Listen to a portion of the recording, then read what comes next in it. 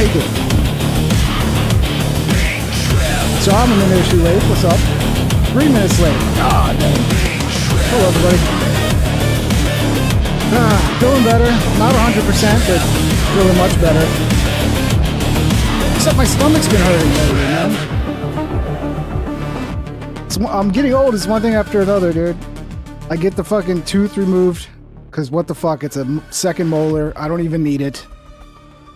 Better just get it removed than to spend a ton of fucking money getting it root canaled and getting all crowns and all that shit. So I just got it yanked. That's starting to finally feel better.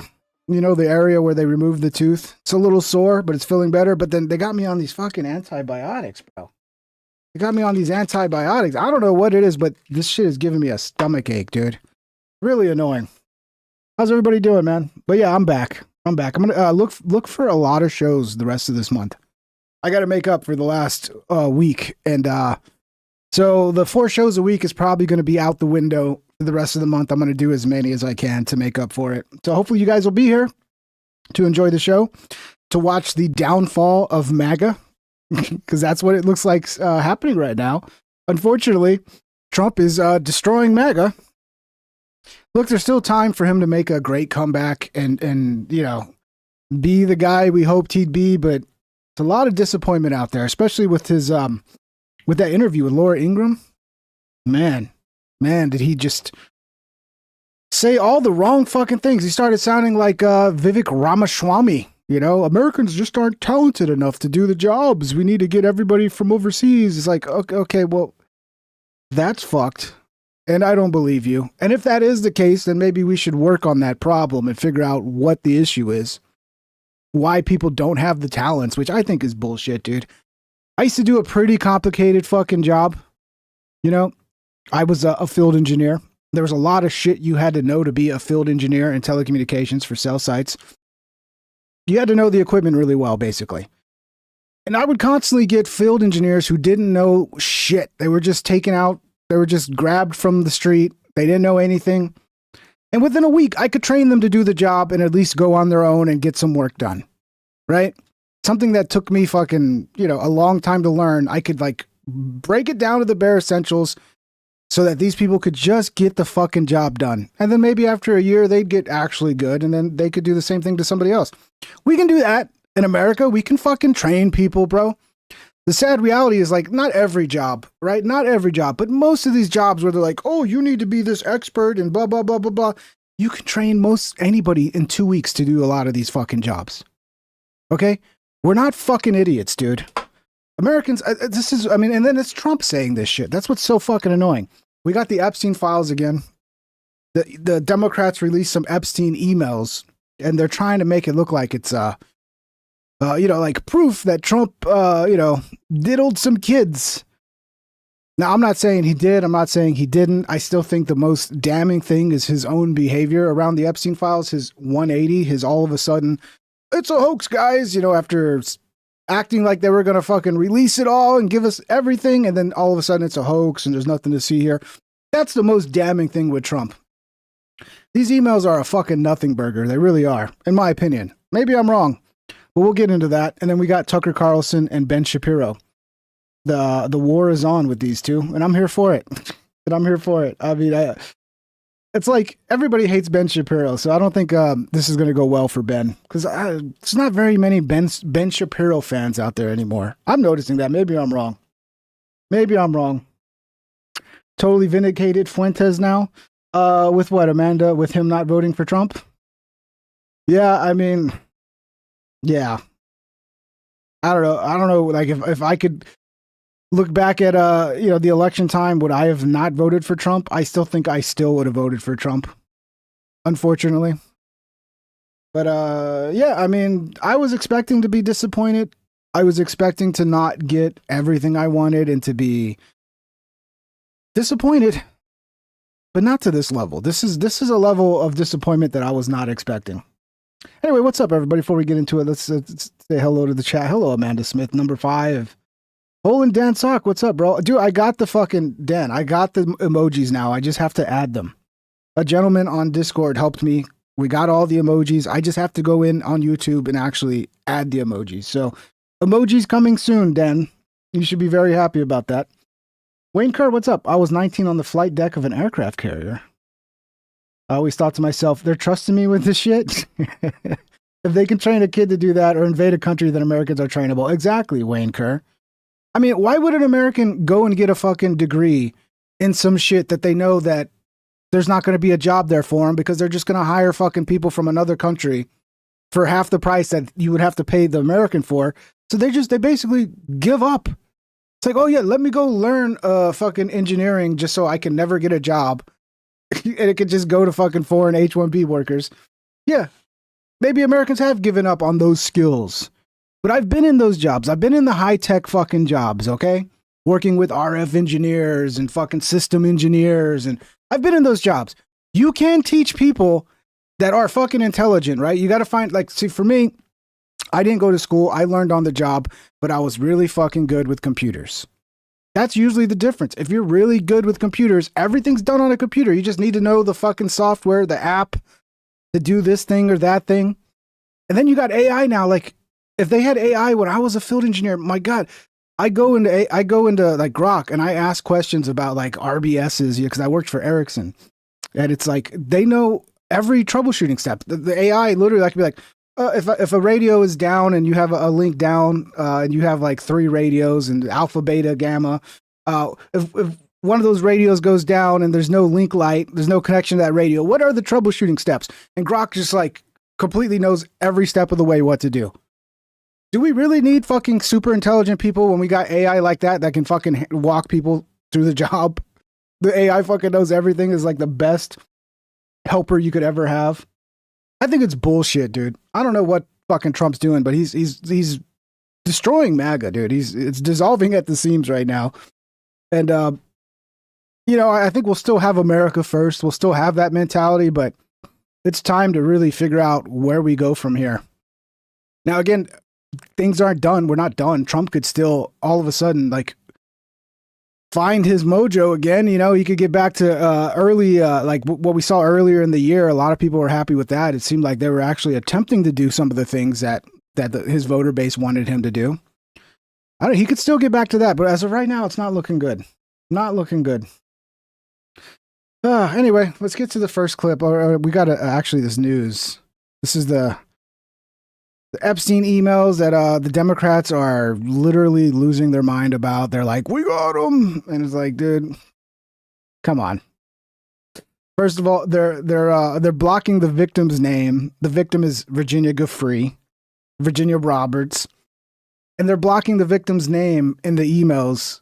And that's a little weird. Why would they do that? She already passed away. Why are we protecting her? Well, we'll get into that. But let's read this first here. Let me pull this up. Epstein email says Trump knew about the girls at White House, calls its release a Democrat smear. Jeffrey Epstein wrote in a 2019 email to a journalist that Donald Trump knew about the girls. Well, according to what I've heard, yeah, he did know, and he also was one of the ones that dropped the dime on Epstein, so I think he did get a whiff about it. According to the documents made public Wednesday, but what he knew and whether it pertained to the sex offender's crimes is unclear. The White House quickly accused Democrats of selectively leaking the emails to smear the president. Democrats on the House Oversight Committee released 3 emails referencing Trump, including one Epstein wrote in 2011, in which he told confidant Ghislaine Maxwell that Trump had spent hours at Epstein's house with a sex trafficking victim. And that victim is Giuffre, Virginia Giuffre. Here's the email right here. Let me see. Can I blow this up? Here, I'll try to read it even though it's so small. Start from the bottom because the bottom's the first one. See, can I blow this up? I can fucking see it, dude. Where's the whatever? I'll read what I can. So it starts here. I hear CNN planning to ask Trump tonight, and this is Michael Wolff talking to Jeffrey Epstein. I hear CNN planning to ask Trump tonight about his relationship with you, either on air or in Scrum afterwards. And Epstein replies, if we were able to craft an answer for him, what do you think it should be? It's a little weird. Why would you be crafting an answer for Trump? And this one's probably the sketchiest thing of all of them from Michael Wolff. He says, I think you should let him hang himself. If he says he hasn't been on the plane or to the house, and that gives you a valuable PR and political currency. It's almost like they were trying to, get influence within Trump's campaign by like kind of hinting that, oh, we might, we might have some shit to say about you, Trump. You can hang him in a way that potentially generates a positive benefit for you. Or if it really looks like he could win, you could save him, generating a debt, of course. This is so typical Epstein, right? Like this is straight up like something you would expect Epstein to do. Of course, it is possible that when asked, he'll say Jeffrey is a great guy and has gotten a raw deal and is a victim of political correctness, which is to be outlawed in a Trump regime. By the way, this is from December 2015. Victim Mar-a-Lago. So this victim that which they're blocking the name of is Virginia Giuffre, Virginia Roberts. Trump said he asked me to resign, never a member ever. Of course he knew about the grills as he asked Ghislaine to stop. That's the story, which is like they were poaching women from Mar-a-Lago. That's how they got Virginia Giuffre. Epstein got her. And Trump was like, stop doing that. And at that point, there's been reports that Trump actually dropped the dime on Epstein. I want you to realize that the dog, and they're making a big deal about this one. I want you to realize that the dog that hasn't barked is Trump. Victim spent hours at my house with him. He has never once been mentioned. Police chief, etc. I'm 75% there.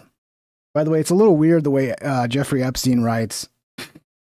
Like, he kind of writes like me, to be honest, because when I'm writing a lot of times, I don't give a fuck about format. I just care that my message gets across, and in the quickest way I can get it across. So it's like all lowercase, it's just like, So yeah, me and Epstein, we got a lot in common. And then the reply, I've been thinking about that. So that's the big, really nothing burger when it comes to Epstein. I mean, this is, again, the people who think Trump's already guilty, they're going to just be like, this is evidence. This is nothing, because the person they're pointing to, the victim, Virginia Giuffre, in her own words, already fucking said that Trump had nothing to do with any of that. Like, he was a gentleman. He didn't even flirt with her. So she made it clear to clear Trump's name. So that's why, to me, they're blocking out that victim name, because they know if they leave the victim's name blank, then it's just more believable. Because if you say, actually, the victim's Virginia Giuffre, then everybody can look up the fact that Virginia Giuffre already cleared Trump's name. So yeah, that's the big fucking thing. And what's frustrating is, like, the only reason any of this is working is because this is basically Trump shooting himself in the foot. He gave them this beautiful gift, this ability to do this, by refusing to release the files, by coming out all of a sudden, flipping the script and being like, it's all a big hoax. It's all a big hoax. There's nothing to see here. And yeah, so now they can just like slow leak the little pieces that make Trump look bad. Again, it's possible Trump did some shit, because why else would he be acting this way? Why else would he all of a sudden flip the script and be like, oh, there's no files here, and then just like has more interest in like burying the files and releasing them, from what I can see? I mean, maybe he did do some shit. The other theories are like he's protecting his friends, his high-level elite friends, or he's protecting the deep state because he's, our government was involved. A lot of people do believe Epstein was working for some intelligence agency. A lot of people say Mossad, and that's what we're protecting here. We're protecting these deep state fucking intelligence agencies. I don't know what it is, but it's not fucking worth it, dude. Like, you could end all of this right now by just releasing everything we have and just letting the pieces fall where they fall. Who gives a fuck? Will it destroy the deep state? Good, I hope so. Will it destroy fucking Mossad? Good, I hope so. But if you don't do that, then you're allowing yourself to be looked upon as a pedo. Not just for now, but throughout history. Everybody will always question why the fuck you did that. And the people who are interested in ruining your image are going to run with it to ruin your image. Like this Midas touch. Epstein bombshell. Newly released emails show Jeffrey Epstein told Ghislaine Maxwell that Donald Trump spent hours at my house. Knew about the girls, and that dog, and that dog that hasn't barked is Trump, which is like, what the fuck does that even mean? Like, is it like he's supposed to be a guard dog that's supposed to bark when something bad happens? I don't understand what the fuck that means. But apparently that means Trump is a pedophile, and it's 100% proven at this point, right? That's what it means. Here's another one, Ed Krasenstein from the great Krasensteins. I want you to realize that the dog that hasn't barked is Trump. Victim, see, he even fucking is hiding with the victim name. Like, that's how you know they're being shady, okay? Victim spent hours at my house with him. He has never once been mentioned. Jeffrey Epstein to Ghislaine Maxwell. I've been thinking about that. So yeah, wow, Trump is guilty. He's sick. That's okay. Run with it, but there's no evidence. This is the problem. Like, I'd like to say, yes, Trump did something. Like, if there was evidence out there that Trump did something, I would be like, yeah, Trump did something. Look at it. But the only evidence is just his behavior when it comes to hiding the files, which is suspicious. But then on the other side, you have all of this shit that shows like he actually wasn't. Like, you have not Ghislaine Maxwell. You have Virginia Giuffre's own words where she says he didn't do anything. I think you have other victims who say that as well. The fact that he was one of the ones that early on was blowing the whistle. But again, his behavior and not releasing the files makes it all very sus, dude. It really does. Breaking analysis, Congress releases cherry-picked emails. Let's see what Alex has to say about this. Because Alex has been covering this in an honest way because a lot of people just want to see Trump go down. So they're not going to cover it honestly. To me, the honest coverage of this is, why is Trump hiding the emails? Why is he not releasing the emails? Why is he calling it a hoax? What is the reason for that? That makes it look suspicious. But yet, there's not a lot of other evidence of Trump doing anything. Not to the level of like Bill Clinton, who flew on the plane, and, you know, people who went to the island. There's not that level of evidence when it comes to Trump. So anyway, let's see what Alex says. Dun, dun, dun. Jeffrey Epstein. And by the way, smash the thumbs up, guys. If you enjoy the show. And links are in the description if you want to become a member or join the Discord. A lot of fun. Or send a super chat if you want to support the show, which I could use. Thank you, guys. Alleged emails that Trump knew of his conduct. Epstein emails claim Trump knew about the girl, spent hours with the victim. So he definitely knew about Virginia Giuffre, okay? That's not nothing new. And we've got the emails, and we're going to go over all of it. And it just so happens that this is not easily disproven, what they're trying to imply. It's absolutely pathetically easy. Because we know every angle of this from the victims, from their lawyers, from everything. And then when you see what they imply, spent hours with the victims, knew, ooh, and called the police and kicked him out of the club because the two victims worked at Mar-a-Lago. And he got pissed because Epstein was poaching him. And when you actually read all the quotes, Epstein tells Wolf that's trying to write the hit piece, no, he's the one to drop the dime on me, no. Yeah, he knew about it, and he was upset, and his wife was upset. Oh, we learned Melania was pissed. I mean, imagine you live somewhere with your wife and a bunch of other people at a resort. It's like the Love Boat or something. I mean, you see what these dudes are doing, and, Mama Bear's like,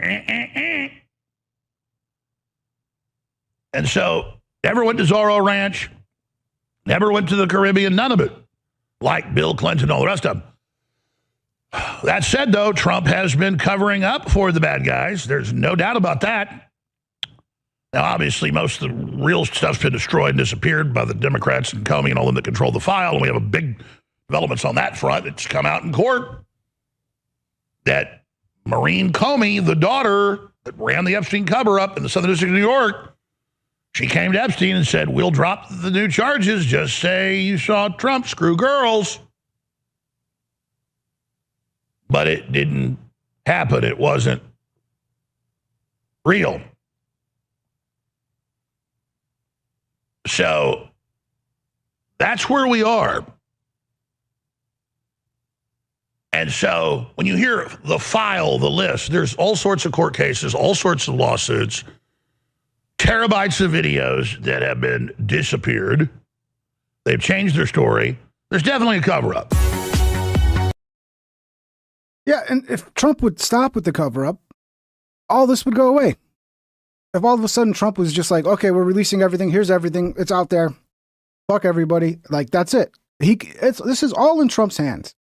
It's all in Trump's hands to get past this shit. But I don't know, man, maybe because he's the big bad president, he sees the fucking, if we do this, this is going to be the downfall of this and that, and we lose all credibility and this. Like, I don't fucking care, bro. I don't care if our deep state was involved in this shit. Running sex fucking blackmail operations, using fucking underage women. Then it deserves the fall. It 100% deserves the fall. Thomas Massey says there's 2 reasons why Trump flipped on the Epstein files. There's 2 reasons he's flipped. One, his rich and powerful friends who've donated to him or go to his dinner parties. Like, he doesn't want to embarrass them. That's fucking retarded, bro. If that's the case, that's so retarded, dude. We didn't vote for that. We didn't vote for you to protect your fucking rich friends, dude. And and they may, in fact, not even be guilty of a crime. They may just be very embarrassed that they were having extramarital sex, with these women, for instance. So that's one thing. But I think there's also the intelligence aspect of this that goes even deeper. Maybe Trump is on one plane and he's thinking, I can't embarrass my friends. But there may be people in the administration who are career people who are thinking on another plane. They're like, well, let's convince Trump he's going to embarrass his friends, when in reality what we're trying to do is protect our sources and methods, which may involve sex trafficking. This, to me, is the most logical explanation. He's protecting the government. I think the government's involved, whether it's the government of Israel and Mossad. That's what a lot of people think. They think this would be so bad for Israel that they're the government's in the business of protecting Israel. So, but I tend to think it's beyond just Israel. I tend to think it's our fucking deep state as well. It's our intelligence agencies as well, who are employing these sort of tactics to compromise people. And I don't want them to be protected. I want all of this to be out. I want Trump. This should be I thought the number one priority of Trump was to destroy the deep state, right? But every time he gets in, it's like, hey guys, I know I said I want to destroy you, but really, let's be friends. I really just want to be friends. Can we just be friends? He's such a failure, dude. He really is. At the end of the day, super chatted $5. Such a fucking failure. Are you still talking about Jeffrey Epstein? Yes. Yeah. And then the second I don't do an episode about it, Crumpulus, everybody goes, why aren't you talking about Epstein? You're just ignoring Epstein. You're covering up Epstein. It's like, I'll do a week of shows on it. Yeah, I mean, I'm kind of tired of talking about it, but this is what's going on right now, Yeah. And we don't want to embarrass our partner. Thank you for the 5, Crump. Israel in this time when the popularity for their war or support for their war is at an all-time. Ooh, that was a pretty big sniff there, Thomas Massey. Popularity for their war or support for their war is at. What are these guys doing in DC, bro? What are they doing? I want to get in on DC. I want to see what they're doing.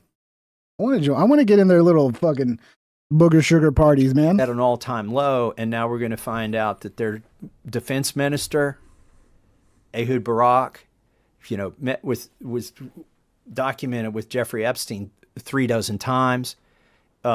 Probably even while he was defense minister. He had previously been prime minister. I don't know that he knew Epstein during that period. I'm not sure how much of those dates overlap, but there are reasons that they want to protect them. There's reasons he's flipped.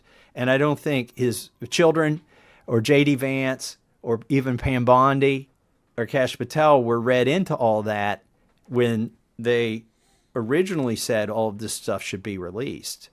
I mean, if it's a hoax, what were those binders that Pam Bondi gave out? Was she just fueling a hoax?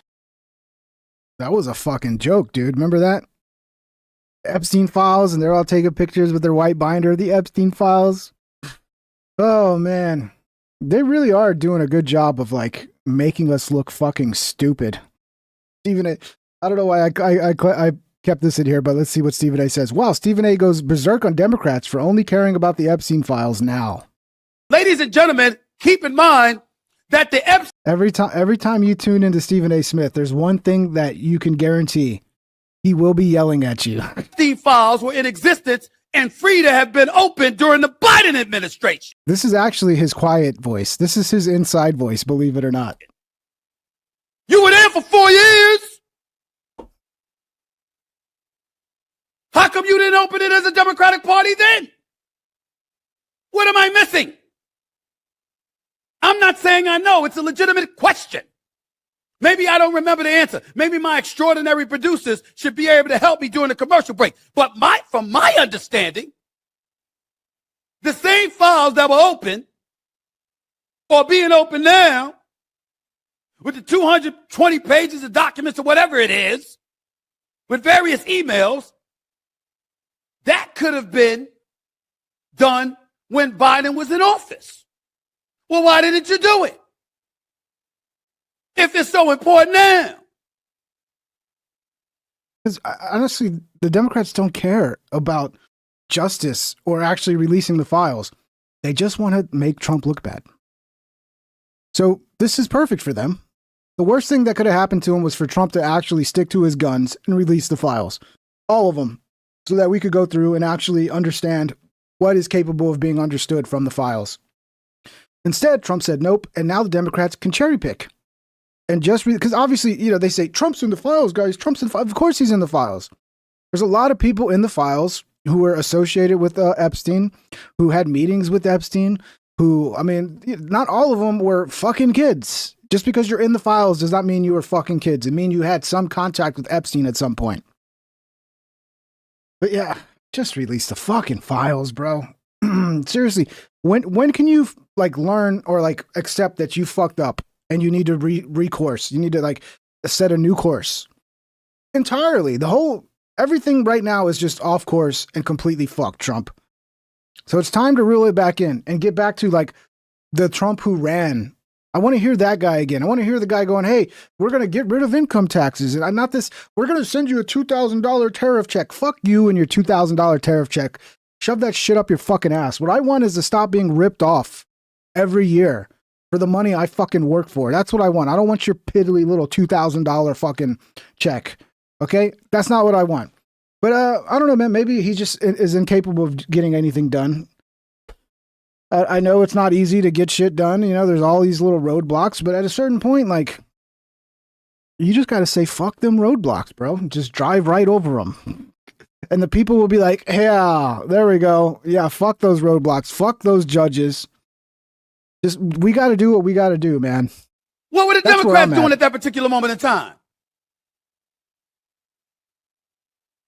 See? This is the kind of stuff that smells.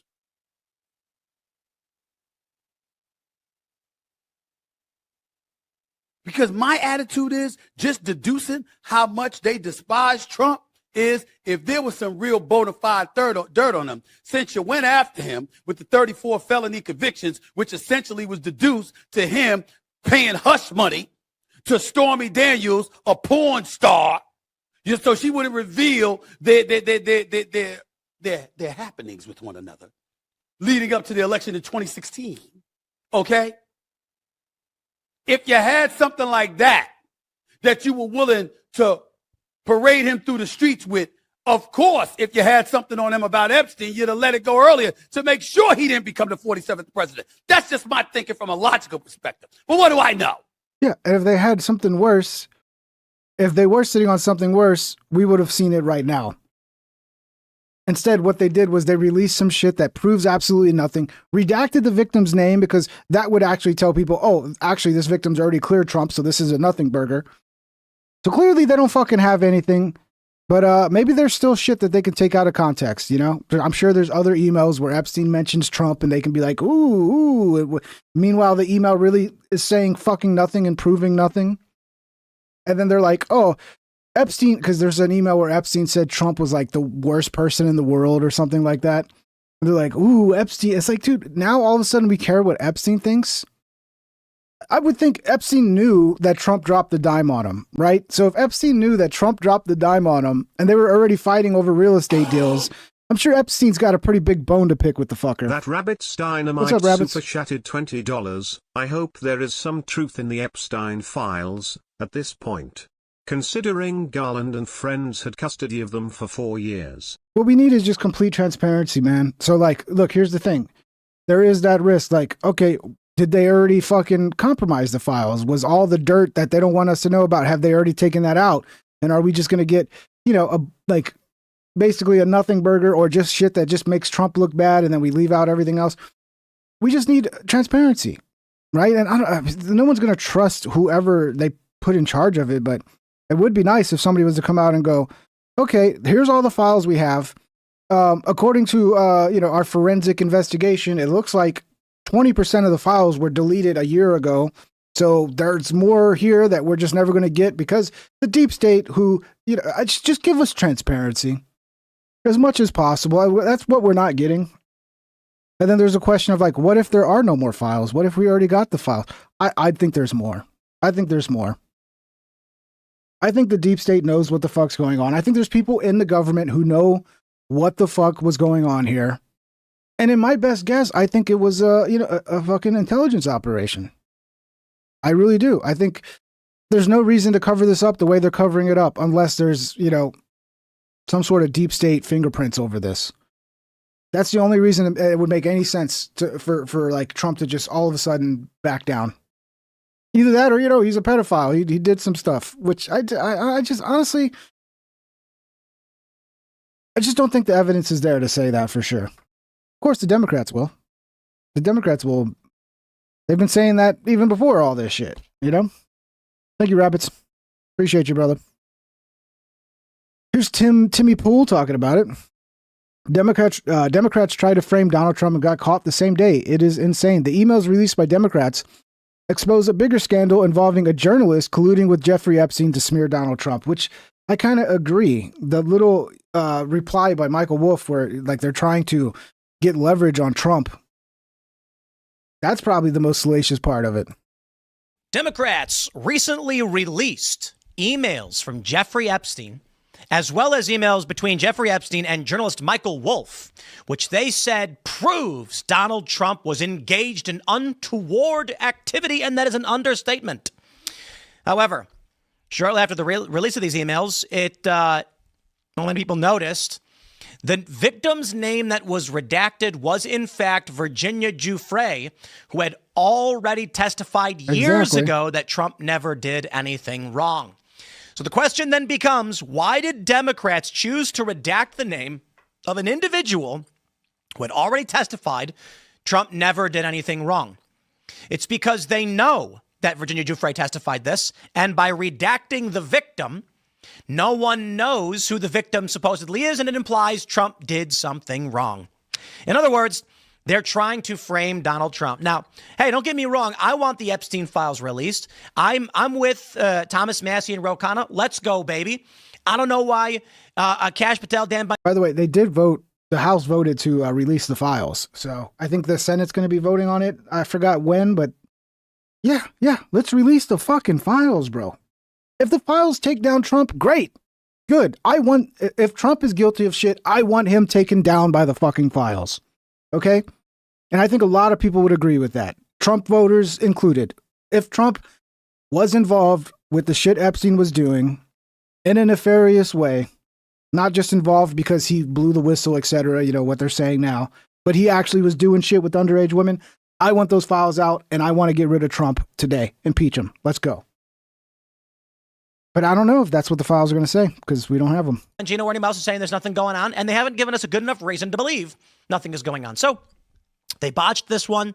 Let's see the Epstein files released, what they've got, what they can release. I'm assuming most of it's gone anyway, and I don't necessarily trust any of it, but I'm not playing these games. That being said, Democrats tried to frame Donald Trump and got caught the same day, and it is insane. But where are we? as a country? Where are we? Do you think any Democrat's going to admit this? No. What's her face? Crockett. Cloud K20 says, I know it's not going to get released, especially if it's now. I mean, at this point, yeah, I don't think it's going to get released either, because if Trump's already fucking tripled, quadrupled down with how bad it's been for him to be like, oh, it's a hoax, and how much MAGA support he's lost, if he hasn't like flipped the switch yet and go, okay, I gotta change course, I don't think it's ever going to happen. And yeah, there's a lot of people that think that Trump is basically using the files as leverage on people. Well, it doesn't seem like it. We're not getting everything we want. I don't know, man. I wonder if Trump was lying about his whole America First thing. I wonder if he even believed in America First, or if that was just his way to get elected. I don't know. I don't know, man. Was on CNN, and when asked about it, she says, I don't, whatever, who cares? Whatever, who cares? Something to that effect. Now, the bigger scandal here, in my opinion, which is shocking, is evidence of collusion between a journalist and Jeffrey Epstein to smear Donald Trump. That's right. In 2018, the guy who wrote this book attacking Donald Trump was advising Jeffrey Epstein on how to respond to the press to make Trump look bad. Now, what I really love about this is all of the Democrats that are just like, Jeffrey Epstein's word is law. That's right. Emails from a guy who is a trafficker certainly are credible, and they're going to take them all at face value. Okay. Well, Donald Trump has been accused of being an informant on Jeffrey Epstein, though Speaker Johnson walked that back. Donald Trump kicked Epstein out of Mar-a-Lago decades ago because he found out the guy was around young girls, and he said, I don't want whatever that is. And then people are saying, well, why didn't you never tell law enforcement? Well, that may be the case, maybe not. I don't know. So I'd like to see. Well, according to Speaker Johnson, he did, right? Maybe I can find that clip, because I think Speaker Johnson is the one who said this originally. See whatever they've got. And it's time we get the big picture, the real picture. So long as Trump's not releasing this, Democrats are weaponizing it against him. Yeah. Let me search this shit. So here's even CNN is kind of calling this out, dude. I don't know, man. CNN seems to, maybe they're just super afraid of being sued. This is an email from April 2nd, 2011. Republicans are saying that victim is Virginia Giuffre. As you know, she died by suicide. She's been very outspoken victim of Jeffrey Epstein. Here's the email right here on your screen. She wrote a book, as you know, and she did not accuse him of any wrongdoing. What do you make of that? And can you confirm that? Yeah, I don't know. Obviously, it's redacted who the victim is, so I won't necessarily take the Republicans' word on who it is that's redacted. It's pretty clear it's fucking Virginia Giuffre, dude. It's there's no doubt about it. If I'm wrong, I'll admit it, I'm wrong. But as of right now, that's fucking Virginia Giuffre. And I don't know why they would necessarily redact someone's name who is deceased at this point. The Democrats did that, though. The Democrats redacted. No. I understand, Okay, but yeah. I'm just saying, like, our biggest concern is to actually make sure that we are protecting victims. And obviously, she wrote a book. She told her truth. I'm honestly getting sick of this. I mean, look, I get it. Protect the victims. But they're using that protect the victims bullshit as an excuse to not release shit. Like the Trump admin did that. He was like, they were like, I forgot who it was, if it was fucking Bondi or whatever. Like, we can't release anymore because we got to protect the victims, protect the victims, protect the victims. And it's like, okay, so we don't get to know whatever happened because we're protecting the victims. Okay. And this is what Johnson said. Johnson stated that Trump had actively assisted the FBI in efforts to dismantle Epstein's network. Okay, so that means he did go to the authorities, the FBI. Implying Trump provided key information that helped lead to Epstein's downfall. In a roughly 30-second clip from the exchange, he described this as common knowledge and emphasized Trump's willingness to aid investigations years earlier. Specifically, he claimed Trump was helpful in trying to get law enforcement to go after Epstein. This was positioned as a direct counter to what Johnson called Democratic spin or a hoax narrative around the Epstein files. And that's what people say when they try to defend Trump. They're like, well, when Trump says it's a hoax, he's not saying that what Epstein did was a hoax. Like, Epstein did that shit. What is a hoax is, what's happening now, which is the Democrats trying to cherry pick everything to make it look like, Trump's at the bottom of everything, at the bottom of all the Epstein shit is a dirty fucking naked Trump banging some child or something, So yeah, this is I think this is the person who helped Virginia Giuffre write her book. Again, Virginia is, she passed away under mysterious circumstances. A lot of people are very suspicious about that as well. But let's hear it from the horse's mouth. A lot of people think he's not releasing the files because he's in them. And she's saying, at least when it comes to her, he's not. He wasn't involved at all. I think that's a big surprise to a lot of people. Is that the reaction you're getting, that Trump is cleared as far as Virginia's concerned? I've definitely gotten that reaction. I mean, when we announced the book, we made it clear that Trump was not implicated. Again, as you point out, Virginia was in the Epstein-Maxwell orbit for about 24 months, a little longer. And so she only knows about that period. But in that period, she didn't see Trump in any sort of compromising position. She didn't see him abuse anyone. And in fact, remember, she is procured by Ghislaine Maxwell. She is approached by this posh British woman with a beautiful outfit, beautiful handbag at Mar-a-Lago Spa, where she is working as a $9 an hour towel girl in the Mar-a-Lago Club, which obviously Trump still owns. So she knew Donald Trump because she worked there. She thought she was honored to work there. It was a beautiful place. And she met him several times because her father also worked there and introduced him to her. He said, "Do you babysit?" She said yes. He gave her, he had her babysit for some of her friends when they visited the club. So she had fond memories of him from her teenagehood. And then I was there in Australia with her in October, right before the presidential election. And here was this former president running for president again, partly on the plank that he was going to release the Epstein files. And what would protect the victims more than anything? Actually releasing everything we know and bringing the people to justice? I just do get suspicious when it's always, we got to protect the victims. We got to protect the, it's like, no, how about we actually fucking get justice for the victims? How about that? There's also, I don't know if this is true, but I've also heard that part of what's going on is that a lot of the victims became perpetrators, right? So they start off as like a 15-year-old kid that gets recruited to do massages for rich people and yada, yada, yada. And then that 15-year-old kid becomes a 18, 19-year-old. And then they start recruiting other kids to do the same thing. So when you're protecting the victims, are you sometimes maybe also protecting the perpetrators? Is there a line there where the victims also become perpetrators of the fucking scheme? I don't know, man, but we need transparency. That's what we need. She felt very validated by that. Remember, these women have been called liars, sluts, whores for a long time, for many years since they've come forward, and they shouldn't be believed. They shouldn't be believed. And here was a man, a former president, somebody who she hoped would be president again, saying, "I'm validating you. This is wrong. These files should be public. We should make them public." So she was absolutely, galvanized by that. She felt very, very happy about it and hoped that he would win. And he did. And then he didn't release the files.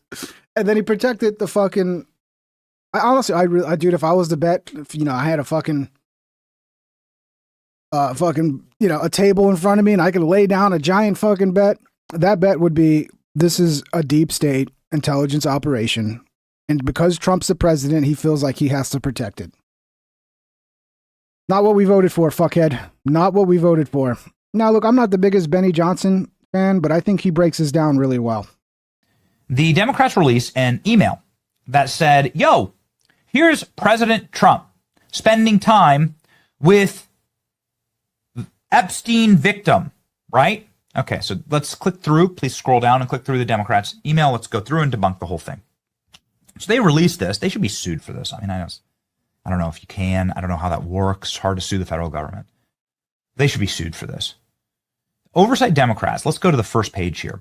Look at this naughty email from Jeffrey Epstein. So here's Jeffrey Epstein emailing Ghislaine Maxwell. "I want you to realize that the dog that hasn't barked is Trump." Yeah, I think they've already gotten fucking unredacted versions of the email. Like, this is an unredacted version where it's clear. There's her name, Virginia. So like, I guess Democrats were going to be like, oh, well, you don't know that it's Virginia. How do you know that? Well, they got unredacted now. It's definitely fucking Virginia. What does that mean? Well, I'll tell you what that means in just a second. Victim, they black out the name. Victim spent hours at his house. Wow. One of my victims, girl who was abused or whatever, I just assume that she was, yes, abused by Trump. This is what Andrew got removed from, he's not a prince anymore too, right? Yeah, a lot of people try to throw shade at Virginia because she redacted her claims against Alan Dershowitz. And, some people say she did that because she didn't want to deal with the lawsuits or, maybe she legitimately made a mistake. But then they try to discredit everything she's ever said, which I don't think is correct. I mean, clearly they didn't remove Prince Andrew from the fucking royal family for no reason, okay? Allegations say here from the Democrats. Klein, click out of this. Click out of this. Click out. Out. Out, my friend. There you go. Now click on this one. There you go. There you go. You gotta keep up. Here we go. Rocking and rolling. Sometimes on these things, it's better if I just run it with my window. But nonetheless, here we go. There it is. You can see how the Democrats blotted out victim. Wow. Look at that. Trump must have done something super naughty here. But what's amazing about this email is that not only is it not new, we have the original without the blotting out. And so you can actually see who the victim is. And here, ladies and gentlemen, is the unredacted version. Thank you, Klein. Virginia. Well, who would that be? Oh, it'd be Virginia Roberts, the lady we just had killed, the lady that we just murdered. By the way, murdering people who have dirt on us is going to be a theme of the show. We'll get to the Clintons in just a second. I've looked into the Virginia Giuffre death. It's hard. I mean, look, it's suspicious. Of course, like usual, a very shitty investigation was done. Something about when people, once the police decide, oh, it's suicide, like they do shitty investigations. You saw it with Kurt Cobain. They just showed up and like, oh yeah, clearly he's a junkie who murdered himself, and like didn't even bother investigating. But there's a little, it's hard there when I've done research because everybody talks about the bus crash, but the bus crash doesn't seem to have anything to do with her death. And then everybody sees a picture of her looking fucked up, but then all the reports of the bus crash, the bus hit their, like, it was like a fender bender. But then that's suspicious too because the bus driver didn't even fucking report it. The bus driver just kept going and it wasn't even reported till the next day.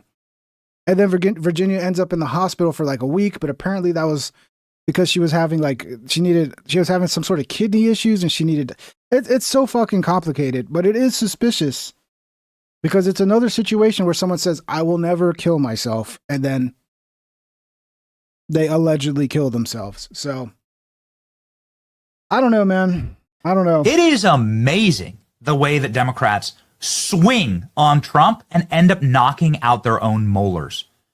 It is remarkable, the capacity for them to do this.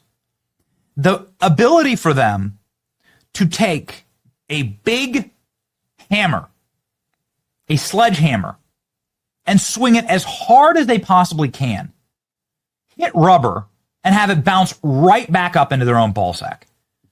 It's like an Acme cartoon. It's like a Looney Tune. Who's Virginia? Oh, yeah, Virginia Roberts. Virginia Roberts, of course, is a hero. She's somebody who blew the whistle on Jeffrey Epstein. She was abused by Jeffrey Epstein. Prince Andrew has been kicked out of the royal family. They settled with her for hundreds of millions of pounds. I don't know the exact number. It's secret. But they don't pay these kind of things out if nothing happened. There are photos to prove it. And ladies and gentlemen, she got a front row seat in the most horrifying way to the Jeffrey Epstein operation. Now, what is that operation? It's been totally revealed that Jeffrey Epstein was a Mossad agent. He was working for Israel. Oh, we know that now. We'll get there. Don't you worry. So much to get to. Let's start slowly. So they released this. This is the big news. Okay, we're going to go through all the news, but this is the big news that they released. Donald Trump, they had to block out her name, but Donald Trump did a nasty thing with a victim of Epstein. The funny part about it is that, yes, Donald Trump knew that Virginia Roberts was a victim. Donald Trump spoke about it many times. Hey, Alex, do we have the clip of Donald Trump talking through this? Okay. Donald Trump spoke about Virginia Roberts many times. He's not scared of Virginia Roberts. He doesn't look like Bill Clinton does.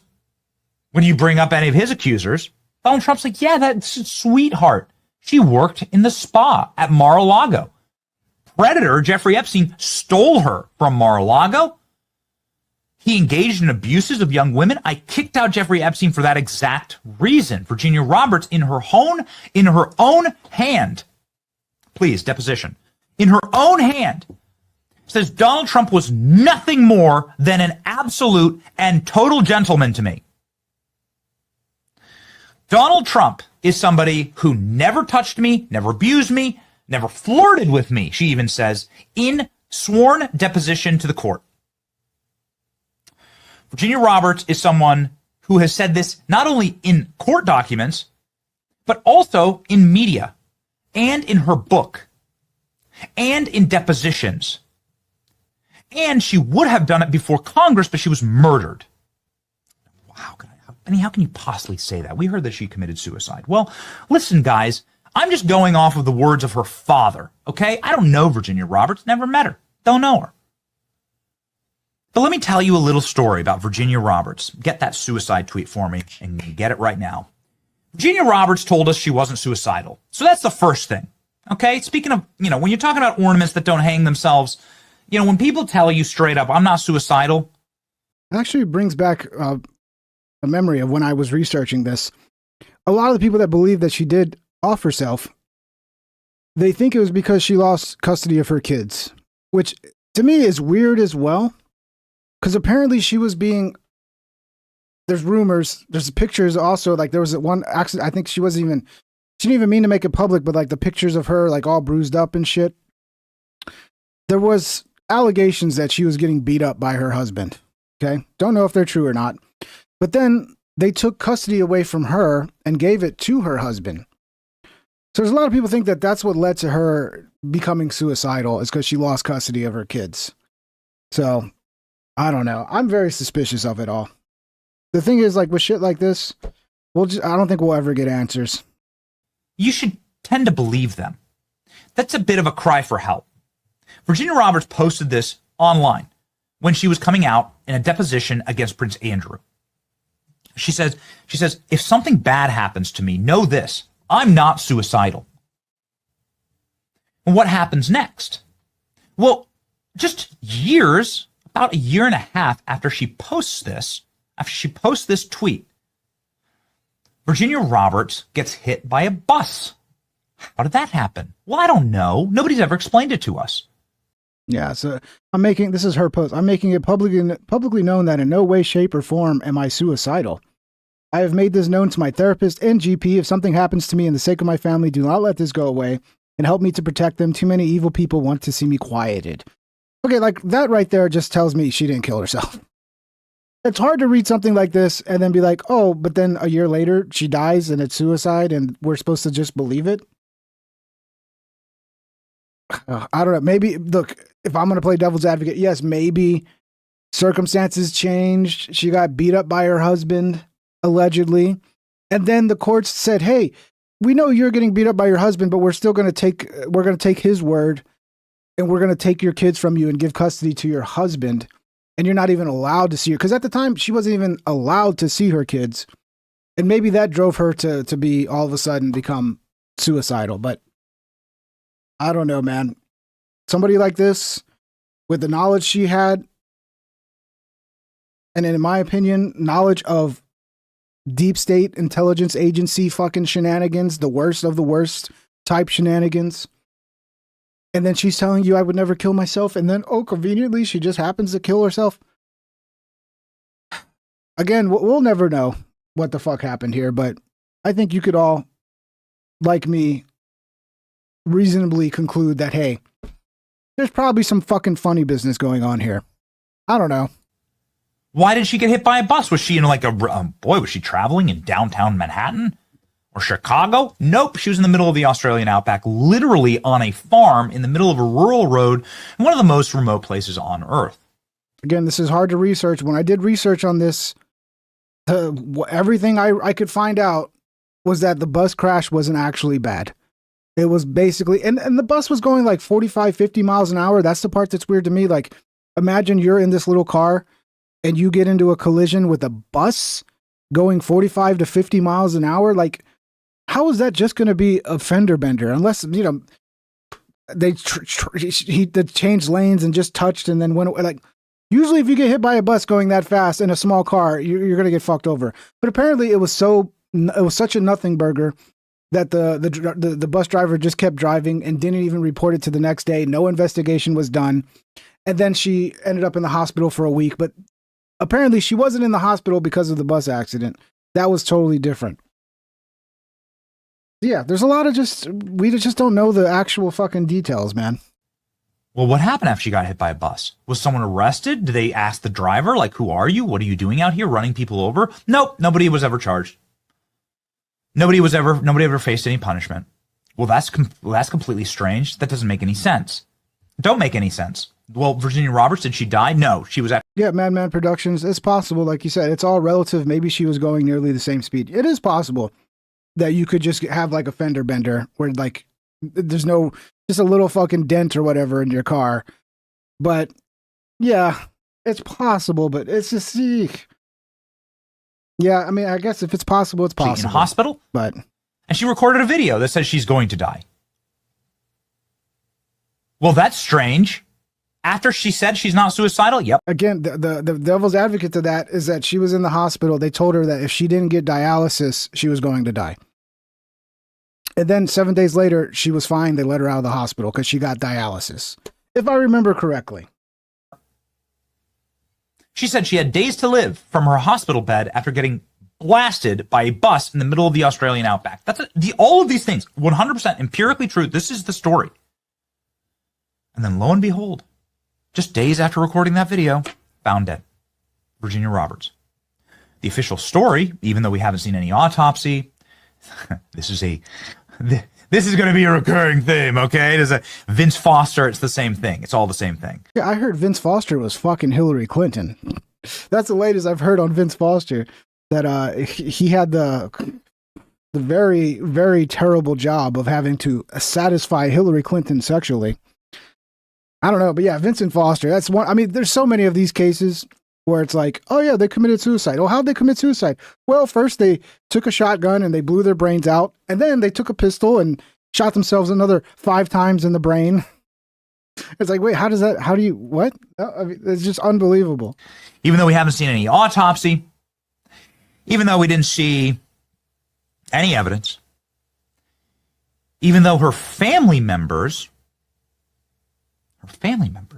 and her lawyer say that the entire situation is suspicious and they don't believe it. Her own father says this. Listen, you know, people have troubled kids. Sometimes it's important to just kind of know your kids and to be there for them. And obviously that's your role as a parent. But when her own father, hey, Alex, you got that clip? When her own father goes on Piers Morgan and says, no, I don't believe that she committed suicide, then you got a real problem here. Now, why, you know, we talked about how this suicide of Virginia Roberts happened, and she went by Virginia Roberts and Virginia Giuffre. She's used both. So I'm just going to go with Roberts because it's just easier to say. But Virginia Giuffre is also a name she's used. When this happened, we said that's incredibly convenient that this is happening right now because she was a superstar. You know, Virginia Roberts is out there talking to all of the press, all of the media, telling them everything about Bill Clinton, telling them everything about the truth of Jeffrey Epstein and his operation. I'm not trying to discount other women that Jeffrey Epstein abused, and there were other women. But I'm saying that Virginia Roberts has all the receipts to back everything up. Yeah, if it would have been a different victim that we don't know about, this would have worked so much better. But since we know the victim's Virginia Giuffre, it kind of fucking completely discredits the spin. Let's see. I mean, look, let's just check in because this is how I did the research last time. Let's check in with what the AI is saying about Virginia Roberts. Circumstances leading to her death. Personal struggles. At the time of her death, Giuffre was estranged from her husband of over 20 years, Robert Giuffre, following a separation around August 2023. The couple, who had 3 children ages 19, 16, and 15, were in the midst of a contentious divorce and custody battle. In January 2025, during a family trip, Robert allegedly physically assaulted her resulting in severe injuries. He subsequently obtained a temporary restraining order against her. Weird. Super chatted $2. Titty sprinkles. What the fuck? Titty sprinkles. Yeah, I mean, it's titty sprinkles, bro. Thank you for the $2, brother. So yeah, this is so weird. He physically assaults her, but then he gets custody of the children. Let me start again. In January 2025, during a family trip, Robert allegedly physically assaulted her, resulting in severe injuries. He subsequently obtained a temporary restraining order against her, which barred her from seeing their children until June 2025. This separation from her kids was described by family members as a devastating factor that contributed to her despair. Just weeks before her death on March 31st, Guthrie posted on Instagram about a serious car accident in Australia where her vehicle collided with a school bus about 70 miles an hour. Sorry, I had it at 45-50. It was 70 miles an hour the school bus was moving. She survived but suffered additional physical injuries, which exacerbated her ongoing pain from past abuse.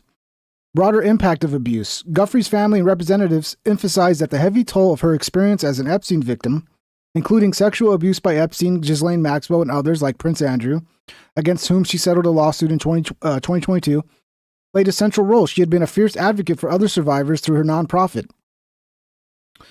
So yeah. What was her cause of death, though? I think she took pills, is what they're saying. See, what was the cause of death? The official cause of death confirmed by her family attorney and pending coroner's report was suicide. She was found deceased at her home in Western Australia. Her family attributed the suicide to there was no... I mean, what is it? I mean, how did she actually do the deed? That's what I want to fucking know.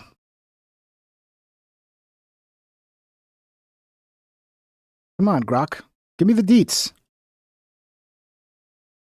Hanging. Jesus Christ. That's so odd.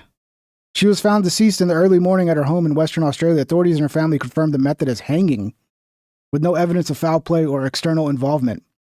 That's, you know, in this day and age, there's so many better ways. So many better ways. I don't know, man. I don't buy it. I don't fucking buy it, dude. I think somebody offed her. Even Chris Cuomo doesn't buy into this latest Democrat attempt. Let's see what he says. Emails, our favorite. Anyone we love Chris Cuomo. This is huge.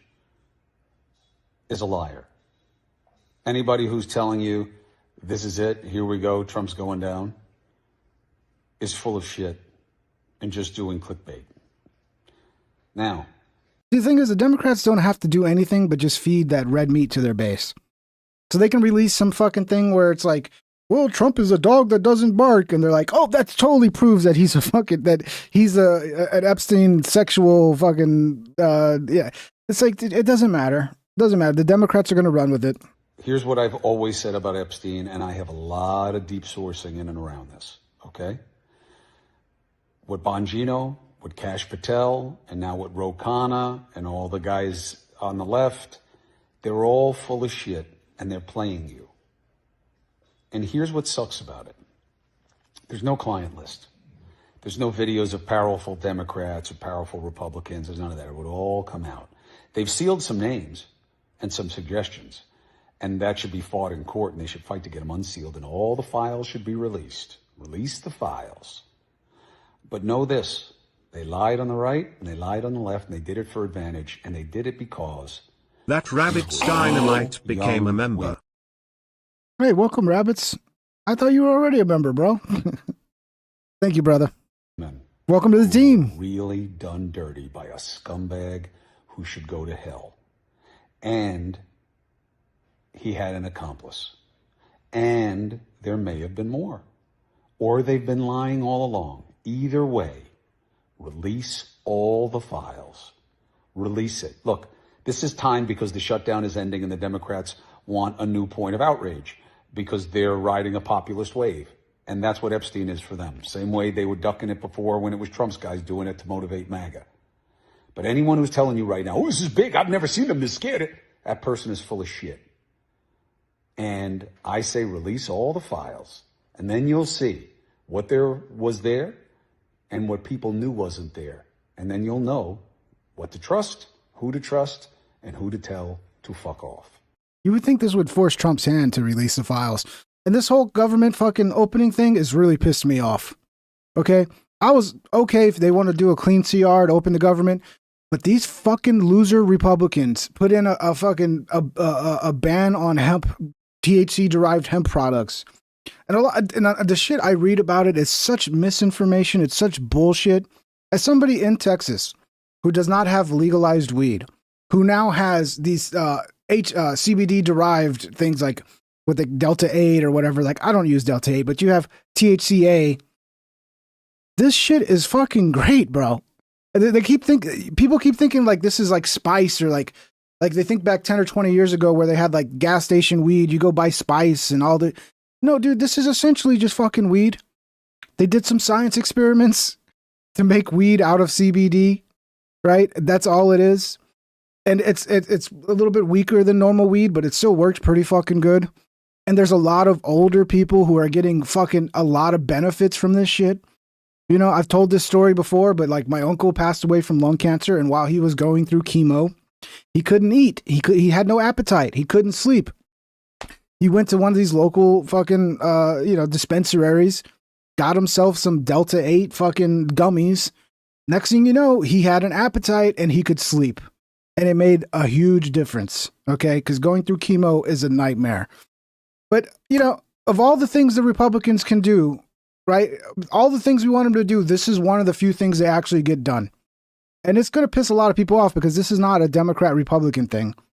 I mean, of course, there's more stupid Republicans who are for this, the banning of this shit. But there are a lot of Republicans, older, veterans that are getting help, that are actually able to get some fucking THC that, for whatever, ailment that they're trying to work on, whether it's just sleep. Because Delta 8's great for sleep, man. Because when I quit in 2023, I quit for a while. I still was taking Delta 8. I would get like a little bit of Delta 8 because it would not really even make you high, but it would make you sleepy. It was perfect to help me to get to sleep as I was quitting weed. And man, it just pisses me off, dude. It's like you guys can't get anything we fucking want done. And then all of a sudden the one thing you get done is something that's like literally you're fucking me over. It just pisses me off, dude. And if you're one of those people that's like, well, it's Chinese poison, it's like you're so full of shit. They're not selling it to fucking kids, okay? They're not just like, going in a gas station selling weed to kids. It's not what's going on, okay? You have so many operations going around these places where they sell this shit, where cops are going in and like making sure. It's just like with alcohol and cigarettes. They're not fucking selling it to kids. And if somebody is, they need to be fucking busted and face the consequences. And then other people are like, well, this is why you just should legalize weed. It's like, yes, we should just legalize weed. You're right, but we're in Texas. We're not going to legalize weed. And we finally had an option for people that need it, or people that like me, who just enjoy weed and want to consume it legally. We finally had an option that's safe, no matter what bullshit you read, it's fucking safe. And it's already regulated. And then of all the fucking things you could be doing, man, this is the one fucking thing you get done. And then it's so sneaky. You sneak it into the fucking reopening bill? Man, fuck you fucking assholes, dude. It really pisses me off, man. Such fucking useless bullshit. And then Trump signs it. Trump, if you had any balls, you would say, fuck the government. We're staying shut down. Remove that bullshit. But no, Trump, And Trump has even hinted like he was going to legalize marijuana at one point. Apparently, yeah, that's all out the window now. I guess. I don't know. You need to recognize the sick political game. This is from Scott Jennings. Democrats are playing right now with President Trump and the selectively leaked Epstein emails. Let's see what Scott Jennings says this time. Why is the White House fighting it so much? That's my question here, because I do agree with you. It might die in the Senate. So then why is the White House fighting it like they are? Because I think they believe that the time spent on this and that the Republicans who've bought into the Democratic tactics on this are ultimately hurting the president's agenda and hurting the overall Republican effort to change this country for the better. The president firmly believes this is nothing but a distraction tactic ginned up by Democrats who didn't care about this one bit until a couple of months ago. They didn't care about it when Joe Biden was the president. Now they care about it to try to tie up this presidency. He's lived through these things before. He's lived through these kinds of wild goose chases before. It's all designed to tie him up. He recognizes it. He doesn't want his own party members to fall for it, but I think a few probably will. I think some people might dispute the wild goose chase part, just given obviously the victims that are at the heart of this and the survivors. No, regarding him, the Democratic allegation, it's thinly veiled, but the Democratic allegation is that Donald Trump did something untoward, unethical, or worse. You hear people say it on television day in and day out. They've not tried to hide the misleading of the American people, and there's not a shred of evidence that Donald Trump has done anything wrong. But that's what they want you to believe. And so if Republicans aid and abet the Democrats in this, you can see why Donald Trump would be mad about it. All I know is that the president has previously expressed some discomfort about the idea of releasing a bunch of files from an investigation that is closed that may contain names of people who did nothing wrong, but would be smeared if the files were become public. I mean, obviously, there were powerful people involved. I don't fucking care, dude. I don't, just release them and let people fucking go through it and figure it out.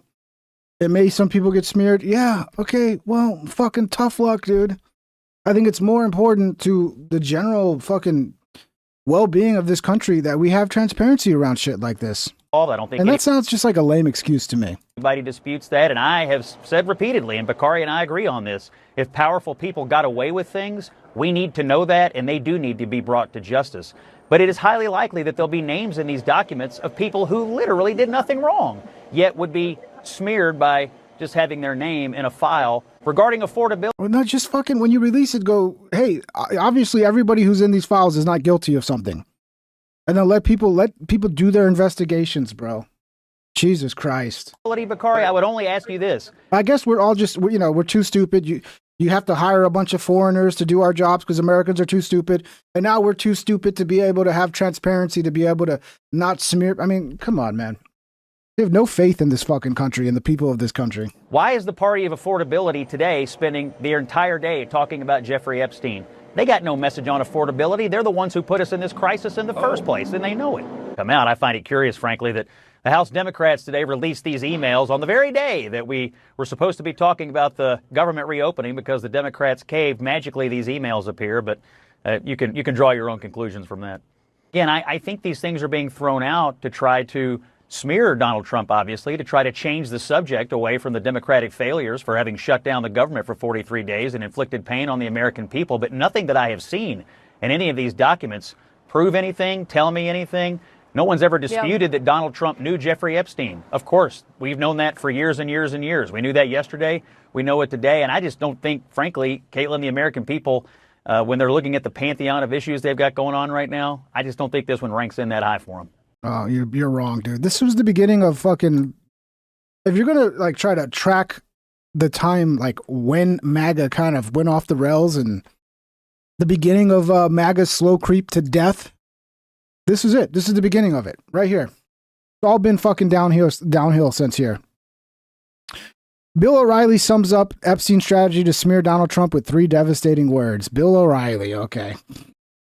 All right, let's hear from Bill O'Reilly. What we see today is a bunch of innuendo. It's hearsay. There isn't any direct backup for any allegation because there aren't any allegations other than Trump may have been in a house where there are some girls. Right. Okay. So you have the lady in question, and I feel very bad for Miss Giuffre's family. He committed suicide. What a horrible thing. Allegedly. The whole thing is just awful. And that's right on Epstein. You have her saying under oath, Trump didn't do anything, and you have Maxwell. But here's the most important person you have, not under oath. Dershowitz.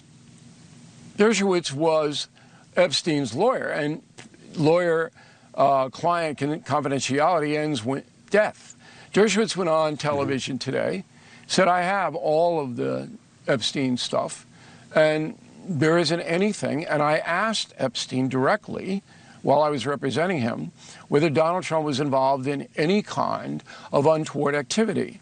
And Epstein said no. So now you have the 3 principal players in this case, all saying the same thing.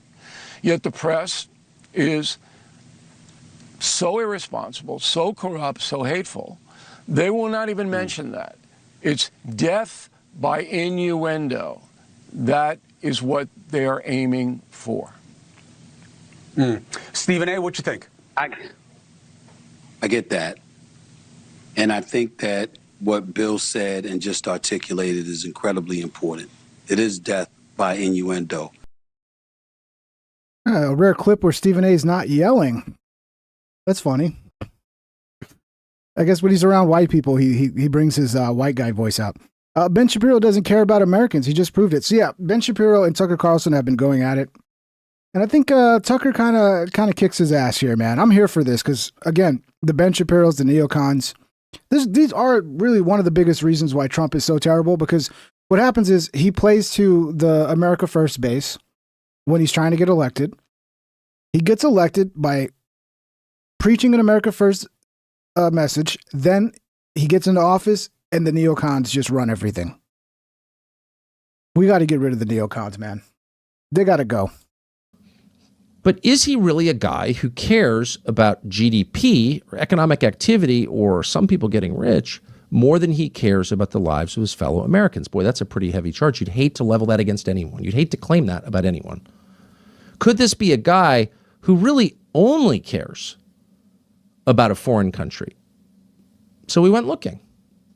So first, and famously, don't even put it on the screen because I'm sure you've seen this, there was Ben Shapiro saying, you know, I'd be willing to vote for Bibi Netanyahu for president of the United States if only it were constitutionally allowed. I mean, that's not even surprising coming from Ben Shapiro, dude. I mean, Ben Shapiro would probably be fine if, like, Israel somehow invaded America and took over America and if we became the United States of Israel. I'm sure Shapiro would be happy with that, too. Oh, that's not even surprising. Huh? You want some foreigner to run our country? Who even thinks like that? He said that. Maybe it was just he was getting carried away. He just loves Bibi so much. Loves the guy who is killing tens of thousands of children in Gaza so much that he wants him to run our country. Okay. But then we found a couple of other clips, which are recent, that give a window, not just, and I hate to be mean to poor Ben Shapiro, who's No, please be mean. Going Be away meaner. as a media force. He is, dude. I don't think anybody gives a fuck about Shapiro anymore. I gotta change this screen so I get this super chat. Here we go. Come on now. Come on now. Thank you, Frago. Good play. There we go. SSG Frago super chatted $10. It will be a crazy turn of events if Trump ends up being correct about the Epstein files being an elaborate hoax. It's a stretch, but man, is it looking that way. Yeah. When he says that, though, I think what he means is like what's coming out about the Epstein files pointing to him is the hoax. Even if it turns out that like there's nothing there that can prove anything, like there is no smoking gun that's going to like give us the full story. I know there's got to be people within government who know the full story. There's got to be, right? But maybe the files, there's no like file they're going to release that just paints everything. But no one's going to believe that. People are always going to believe there's more there, and that the government's just hiding it. Yeah, thank you for the super chat, brother. I hate to be mean to him, but No, this be mean does to him. reflect the worldview of an awful lot of people in Washington and a lot of people in Ben Shapiro's world. And that worldview is... Jay Sledge, if you're talking about the ban on... Jay Sledge says, I guess I can't smoke weed anymore. No, I'm just going to go back to buying weed off the fucking street. I'm going to go back to finding a drug dealer to buy weed from. That's what... and I have a guy, a trusted guy I can go to. But it's just stupid, man. It's fucking stupid. I'm sorry. Look, I know a lot of you guys have bought the propaganda concerning this Chinese weed that they're selling in gas stations. That's all fucking propaganda. There are lobbyists. In Texas, I think what's going on is you have the medical marijuana industry that nobody is using. So these 3 licensed companies that are licensed to sell medical marijuana in Texas are literally going out of business because anybody can go to their local head shop and get weed that works just as well for cheaper. Okay? And more potent, because I think the shit that they're selling, the medical weed in Texas, is pretty fucking weak, if I understand right. And then you also have the marijuana lobby, who are like in states like Colorado who don't want to have to compete against his other alternative. So this is just straight up lobbyists making fucking laws, dude. It's what it is. And if you don't see that and you're falling for the propaganda, that's fine. Maybe you're just, you're against weed. I'm not. I'm pro freedom. I'm pro people being able to do what the fuck they want to do as long as they don't hurt anybody else. The people of this country. You want to ban it from people smoking on the streets? Yeah, I get that, right? Do it at home. Do it in your fucking home space. But otherwise, man, let people live their fucking lives, dude. Don't really matter.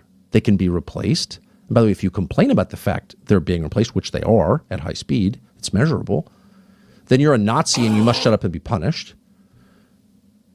But Number those 5 super chatted $1.99, or take a trip to CA. No, I would go to Colorado, but the problem is you have to then drive it back, and then you gotta risk, getting in serious fucking trouble. Whereas as of right now, I just go down the block, I get what I need, I don't gotta worry about getting arrested, getting another weed charge on my fucking. It's just so fucking stupid, dude.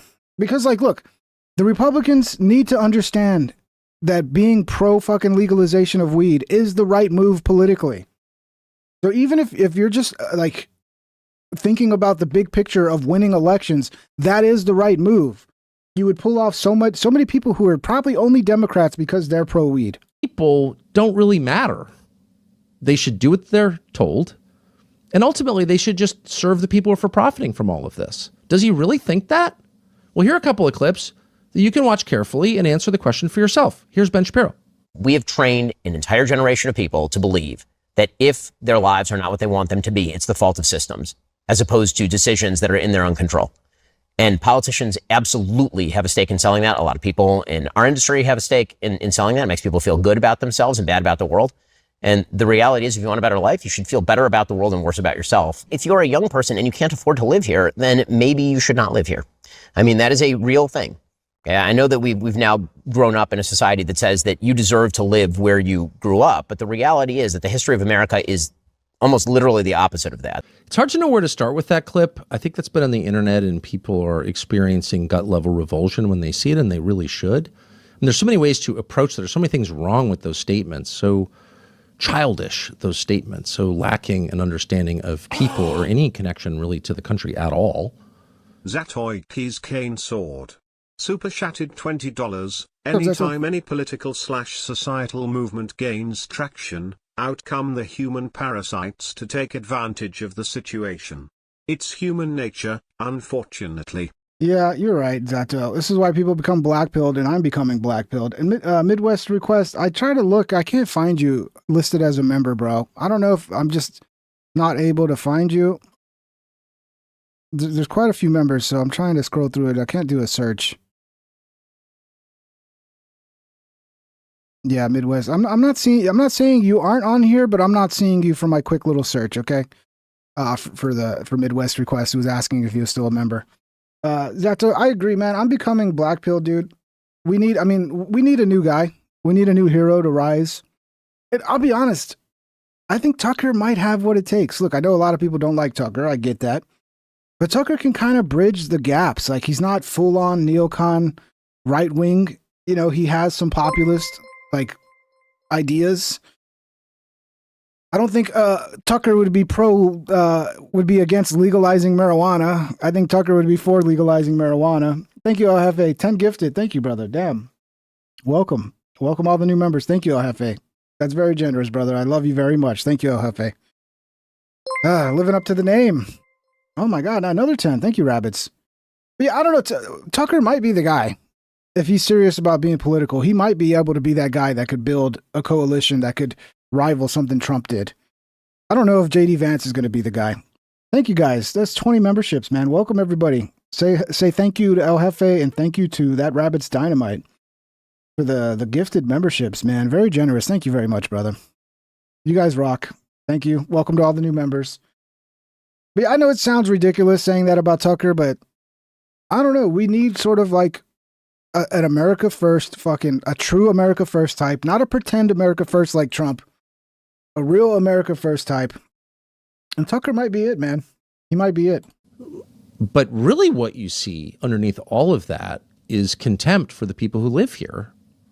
You have no right to live in the town where you were born just because your parents are buried there. Your ancestors built the town. Who do you think you are? Imagine feeling that way about someone in your own country. Imagine having that level of contempt for a fellow American. You don't even know anything about the person. It's young people. They're not entitled to live where they want. They'll live where BlackRock tells them they can live. It's like, whoa. If you had a thought like that, I've had some ugly thoughts. I just admitted having some ugly thoughts. Boy, I would try and push it back and not express it. Ben says it without any embarrassment because he means it. That's exactly right, because he means it. That is kind of crazy. I don't think... Like, oh, okay, I'm being priced out of my homeland. I'm being priced out of the place I was born, where all my family is. It's like, well, just fucking move. You don't deserve, you don't have a right to live there. This is our government not representing the people anymore. If only we just had a government that would actually represent the citizens of this country and look after them first and foremost, a lot of these problems would never happen. But of course, we don't have that. I think that you can win a popular debate with that attitude because... Y'all ready for the 50-year mortgages? Bro, these bubbles got to crash. I know it's going to be ugly, but we almost have to fucking detonate the economy. I mean, especially when it comes to the housing market. Like, you think about 2008. Oh, excuse me. In 2015, I bought a house, okay? I bought a 2-story, gigantic fucking 4-bedroom house for $183,000, okay? Right? And the only reason I was able to, in 2015, to buy a house that fucking cheap was because of the 2008 fucking crash, dude. There are times like shit needs to crash and we keep artificially like protecting these bubbles and making sure they don't crash, and it just fucks over every regular person. Like, fuck the boomers, dude. Fuck them. We need this market to crash. It needs to fucking come down. And how else is it going to come down without crashing? The answer isn't, oh, a 50-year mortgage. You buy a house when you're 20 and you're not going to pay it off until you're fucking 70. Most people are going to have to pass on their fucking mortgage to their kids to get it paid off. Like, what? It's fucking retarded, bro. Irrespective of the content of your sentence, people can feel the loathing that the speaker has for them. Ben Shapiro just does not care about you at all, is not even pretending to care about you. So again, it really doesn't matter what he's selling. That guy is not going to make the sale if people are free to buy whatever they want. It's like, I don't know what that guy's selling, but he doesn't like me. I can feel it right away. He doesn't care at all about me at all. And he thinks so little of me, he's not even going to like put on the dog. He's not even going to like try to pretend to care about me. And a guy like that, whew, he really needs censorship and bullying. Guys, this is very important. I need everyone in the chat to know that John McCarter is not pregnant, okay? Stop saying that. Shout out, John. To succeed. Hope you're doing good, buddy. Because the free market does not reward a man like that at all, ever. Because people don't like it. Why would they like it? Here's another clip that makes basically the same point that is in some ways even more disgusting, maybe less well known. Here's Ben Shapiro telling you that if you ever want to retire, stop working to pay off your 50 freaking year mortgage. You own the house, really, for 50 years. Okay, no, I'm renting it. I'll be 90 by the time I pay it off, which of course I won't because I got all kinds of other loans too. So if you complain about that, if you had these dreams of like working really hard and retiring, how dare you? Yeah, Bobby Digital says, bro, how does he smile so creepily? It's like he practices it. How do you get so good at it? Are you talking about Tucker? That is something like if Tucker's going to legitimately, because I do think there's a potential that Tucker might actually get political and run. I think he needs to. Okay. We need everybody to take it serious. Like, stop expecting someone else. Like, if you're in a position like Tucker, where you could build a movement, a coalition where you could take power, end your America first, like, maybe you need to start exploring the possibility of running. But there's one thing he definitely needs to do before he runs. He needs to get rid of that laugh. There's some things he needs to work on. And that laugh is a problem. We got to get rid of that laugh before we make you president, Tucker. How dare you? Here's Ben Shapiro. No one in the United States should be retiring at 65 years old. Frankly, I think retirement itself is a stupid idea unless you have some sort of health problem. It's totally insane that you believe that you should be able to work from the time that you are essentially 20, to the time that you are 65, which is a 45-year period, pay in, and then you will receive Social Security benefits sufficient. Yeah, how much do you pay in that 45-year time, though? I mean, go add up how much in 45 years you will have paid into Social Security, and you expect that money can't fucking provide a retirement when you're taking that much fucking money from me over a course of my life? This is such bullshit, dude. Yeah, maybe if there wasn't Social Security, yeah, okay, but if there's Social Security and you've taken hundreds upon hundreds of thousands of dollars from me, yeah, I should be able to retire at fucking 65 and not worry about money. To support you and your family, you and your wife or whatever, for like another 20 years. That's crazy talk. Yeah, it's crazy talk. Like, how dare you? How dare you? Now, the conventional response to this, and I've heard people say it, is, well, Ben Shapiro can say that because he's a podcaster. He's not climbing ladders for a living. And if you climb ladders for a living, you know, or do any kind of physical labor, even light physical labor, your body breaks down. It's just He's got Ben here because Ben's such a basic bitch. He's never done any physical labor in his entire fucking life. So he has no idea. Like, yeah, dude, try digging ditches. Like, if that's your career, digging ditches at age 65. No, you should keep digging ditches until you're dead. You should stay in that hole digging that ditch until you drop fucking dead. Who cares about all the pain? Who cares that you can barely walk? Who cares that you're permanently shrunk over and your back's fucking causing you pain every day? That's such a basic bitch take of someone who's never done a fucking ounce of hard work in their entire life. Fact. And if you are around people who've done it, you know, by the time they get to 50, they're limping and they're in pain. That's why they're, you know, you go to these little towns around the country and most businesses are gone. There are no furniture stores or no toy stores. Like, they're all gone. They're all at Walmart. They're a husk. But what you do find next to the, you know, the drug rehab places are chiropractors, or a lot of chiropractors throughout the country. It's because poorer people, working class people, blue collar people are aching. They have trouble walking. Their backs hurt. So retirement for a man who climbs ladders is a little bit different from a man who hosts a podcast. But that's not even the point that I would make. That's true, of course. He's pure contempt for people who work with their bodies, and he should be judged for that. But I think it's deeper than that. It's like, how dare you tell me when I should retire? Who are you exactly? Who gave you the moral authority to judge when I retire? That's insane. You're like a child who's got some deal with Facebook or whatever, whoever you are. You are not God. You have no right to talk to me like that. But you do because you have no respect for me. You have no love for me at all. And it does kind of point to the core problem, not with Ben Shapiro, who will not be a factor in America in 5 years. I can promise you that. Let's see, back to the Social Security thing. Social Security taxes, the old age survivors, blah, blah, blah, blah, are calculated at a rate of 6.2% of an employer's earnings. What I want to look up is how much you would pay in 45 years on average into Social Security. Just fucking for someone earning the average wage over every year over 45 years, total lifetime employee contributions about $450,000. Total fee employee about 900,000, annual about 10,000. Jesus Christ, just give me the fucking number, dude. Sometimes it's so annoying. It gives you too much information. Let's see. So the low number would be 200,000 and the maximum would be 1.2 million. It's a lot of fucking money. Okay, look, maybe we should not guarantee people for life. Maybe we should just give them that fucking money back then. Maybe we should do that. Maybe we should go, okay, we'll stop guaranteeing people more than what they've paid in. So let's just, when you retire, let's just give you back every fucking penny you put in. How about that? How about that? Or Mark Levin, let's hope he gets better. No, it points to the problem with their leaders. They don't like the people they lead. That's it right there. They have no love for the people they lead. And all leadership is based on the patriarchal model.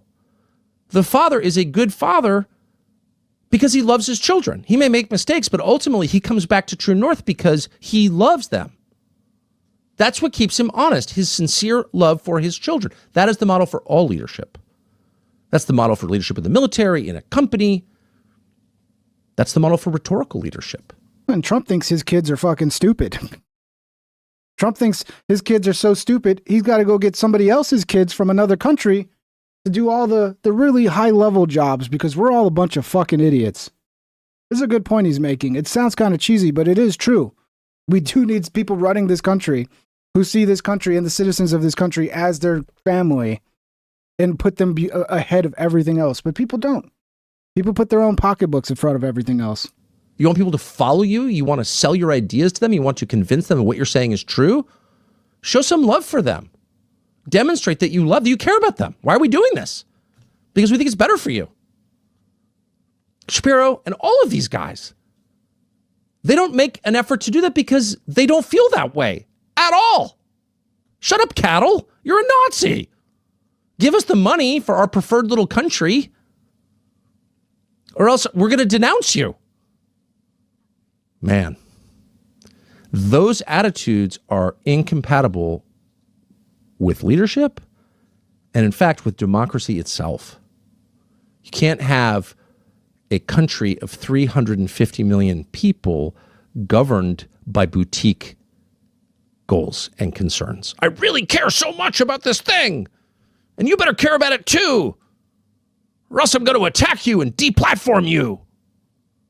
It doesn't work. It's illegitimate, actually. And if you keep it up, you're flirting with, real backlash, like a real one. Not Nick Fuentes, like a real one. So cool it. Listen to other people. Don't treat them like cattle. Treat them like human beings. And finally, the last lesson to learn from all of this is that there is no Amalek. Bro, imagine in the next primaries for 2028, imagine Tucker Carlson runs. Imagine Alex Jones runs. Wouldn't that be the greatest Republican primary? Tucker Carlson, Alex Jones, throw Nick Fuentes in there. Who else can we put in there? I guess J.D. Vance will be in there. Wouldn't that be the greatest fucking Republican primary? Alex Jones, Tucker Carlson, come on. Come on, run, man. Run. Deuteronomy describes a tribe that is beyond redemption and must be killed. Period. Yeah, Frago, we're going to get into that here in a second. SSG Frago super chatted $5. Trump's take on foreign talent versus American talent is wild. Yeah, he's listening to people like Vivek. He always gets the worst people in his ears, bro. It's so frustrating because it's like when he's running, he's listening to the Steve Bannons, the Alex Joneses, and he's pushing an America First message. As soon as he gets elected, it's the fucking neocon Vivek Ramaswamy types who are like, Americans are just too dumb to do these jobs. It's so annoying. Yeah, we're gonna play that. That's coming up because we'll get into that. They have blood guilt.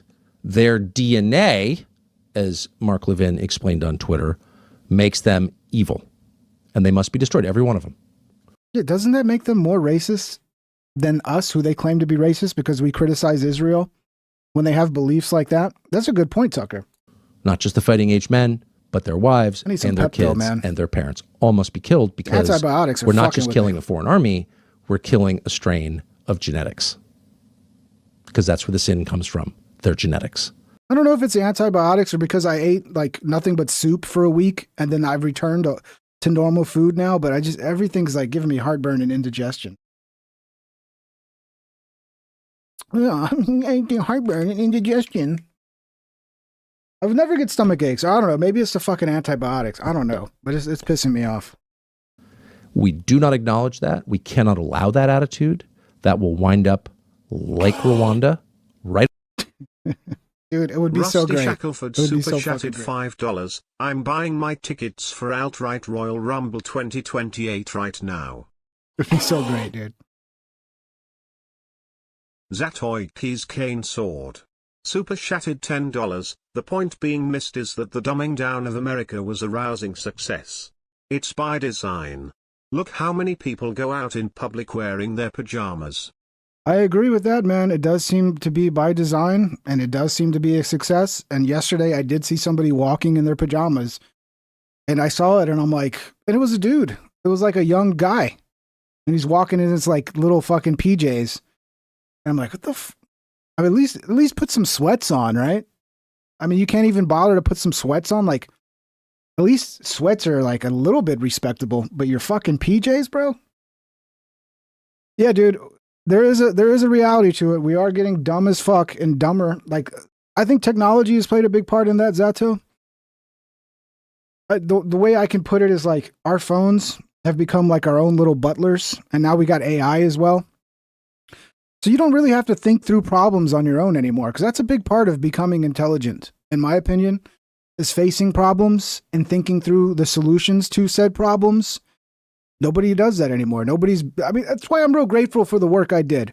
Because the work I did, it was all fucking problem solving, troubleshooting.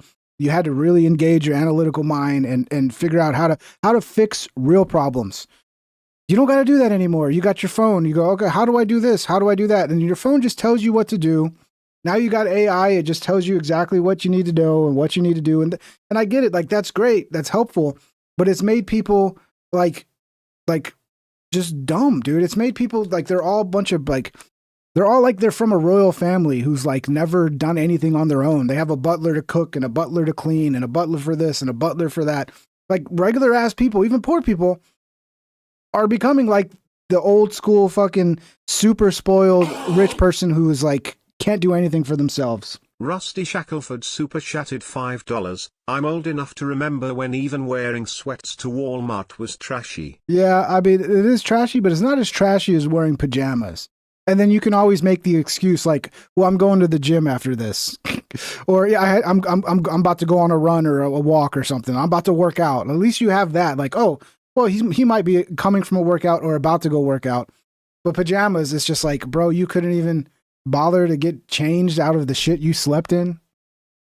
Like, but yeah, they're both trashy, but one's way trashier than the other. In a way, like quickly in our lifetimes, we will see mass killing if we don't get that attitude under control. It's the attitude that animated the Nazis. It's the attitude that really is behind all mass slaughter in history, and we can't have it in the West, period. So once you accept that, then you also have to acknowledge that there are no permanent enemies, that we disagree with people. We may violently disagree, passionately disagree. I hate what you're saying.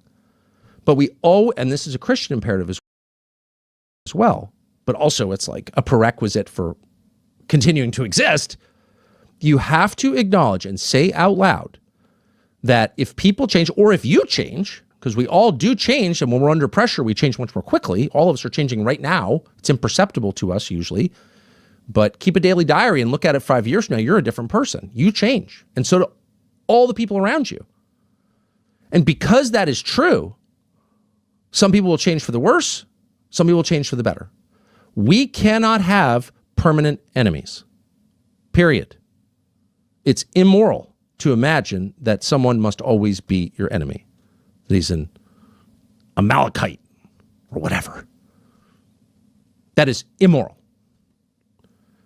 And it's also, by the way, cutting yourself off from one of life's greatest joys, which is finding common humanity with another person and deciding, wait a second, I really dislike this person, but all of a sudden I'm seeing this person as a person whose concerns are not exactly the same as mine, but close enough.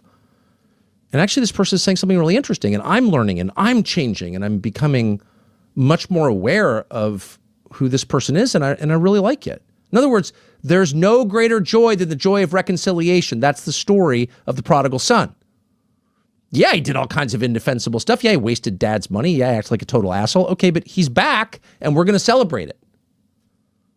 That's the greatest, most profound joy that there is, being reunited to another person, discovering that actually, I really like you. I thought I didn't, but now I do, because there are no permanent enemies. We have to have that attitude. Well, this Christmas, I think somebody said, what about being anti-commie? Yeah, I think we can be permanently enemies of communists. Jefe super chatted $10. I get his point, though. The Remix Brothers, Alex Jones and Tucker Carlson's enemy. Okay. Let me pull this up. Whoop. Let me try to make sure it copies right. Fuck it. I'll just type it into YouTube. We'll pull this one up. Thank you for the super chat, brother.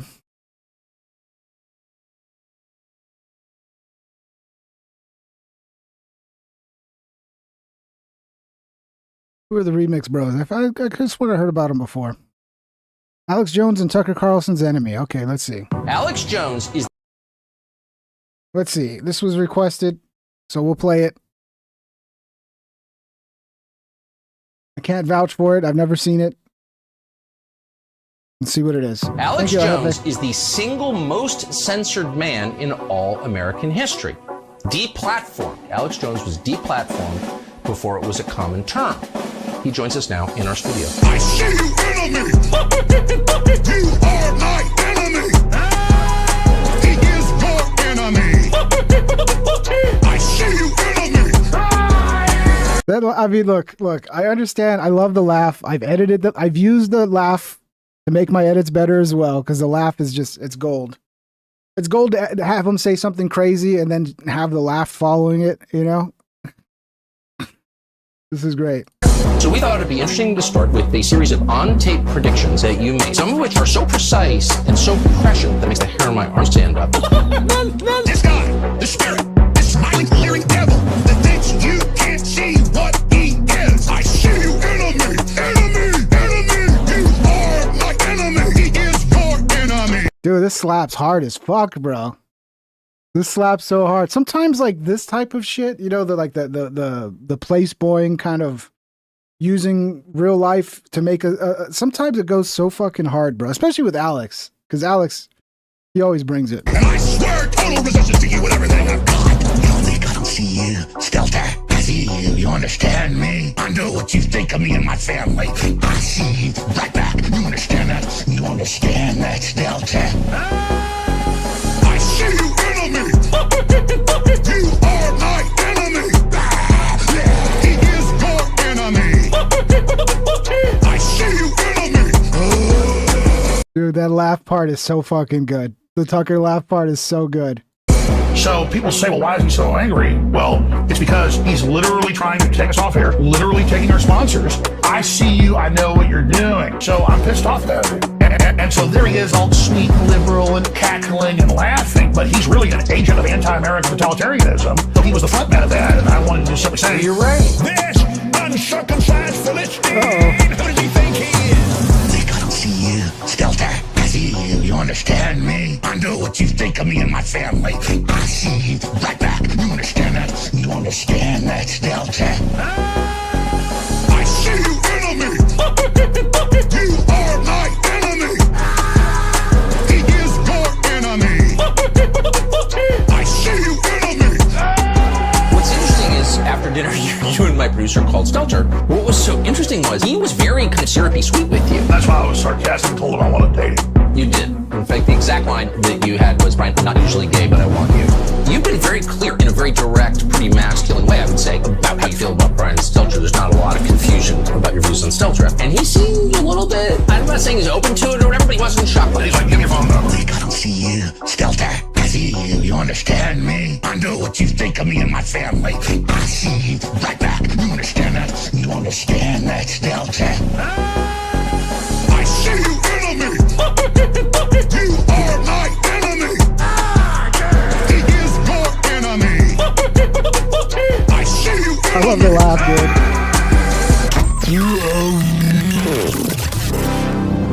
It's great. That's a work of art right there, bro. That should be on the fucking #1 on the fucking charts, bro. That should be #1 on the charts. That is so good. Shout out Remix Bros. Am I even following these guys? Let me subscribe. It's great. That's good, man. High level shit, bro. Great suggestion, No Jefe. Great suggestion. That was good. Ben Shapiro is now openly supporting the great replacement of U.S. citizens with immigrants on H-1B visas. Of course he is. Of course he is, dude. Let's hear him out. Let's hear him out. There are, in fact, certain positions in the United States that require a level of expertise that may not be reachable in the numbers that are currently being churned out by American universities. That is a shortcoming of our educational system, and it is a problem. And so you can say we should up our game. I agree. We should absolutely up our game educationally. Yeah, but the problem is, if we don't fix the problem, there has to be a point where we have to drive the demand for American workers. And if we don't need the American workers because we can keep getting them from other countries, they're never going to fix the problem. You got to cut off the flow of workers from other countries, and then companies will go, oh, yeah, I guess we have no choice. Let's train up Americans.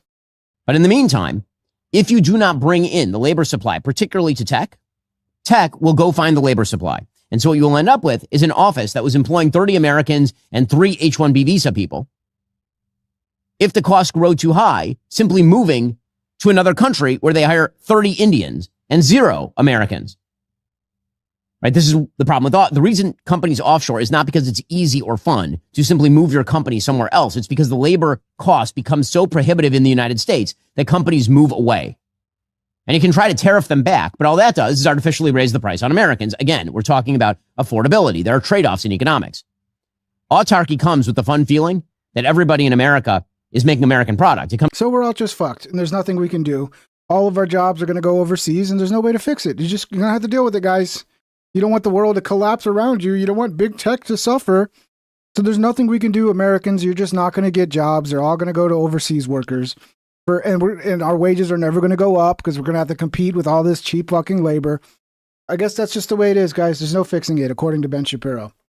No fixing it. With the very large downside that your products are economically inefficient, they don't work as well, and you're not globally competitive. I mean, if Trump stuck to his original plan, which was like, if you want access to our markets, that is our biggest bargaining chip. Access to our markets. Do you want to sell things to Americans?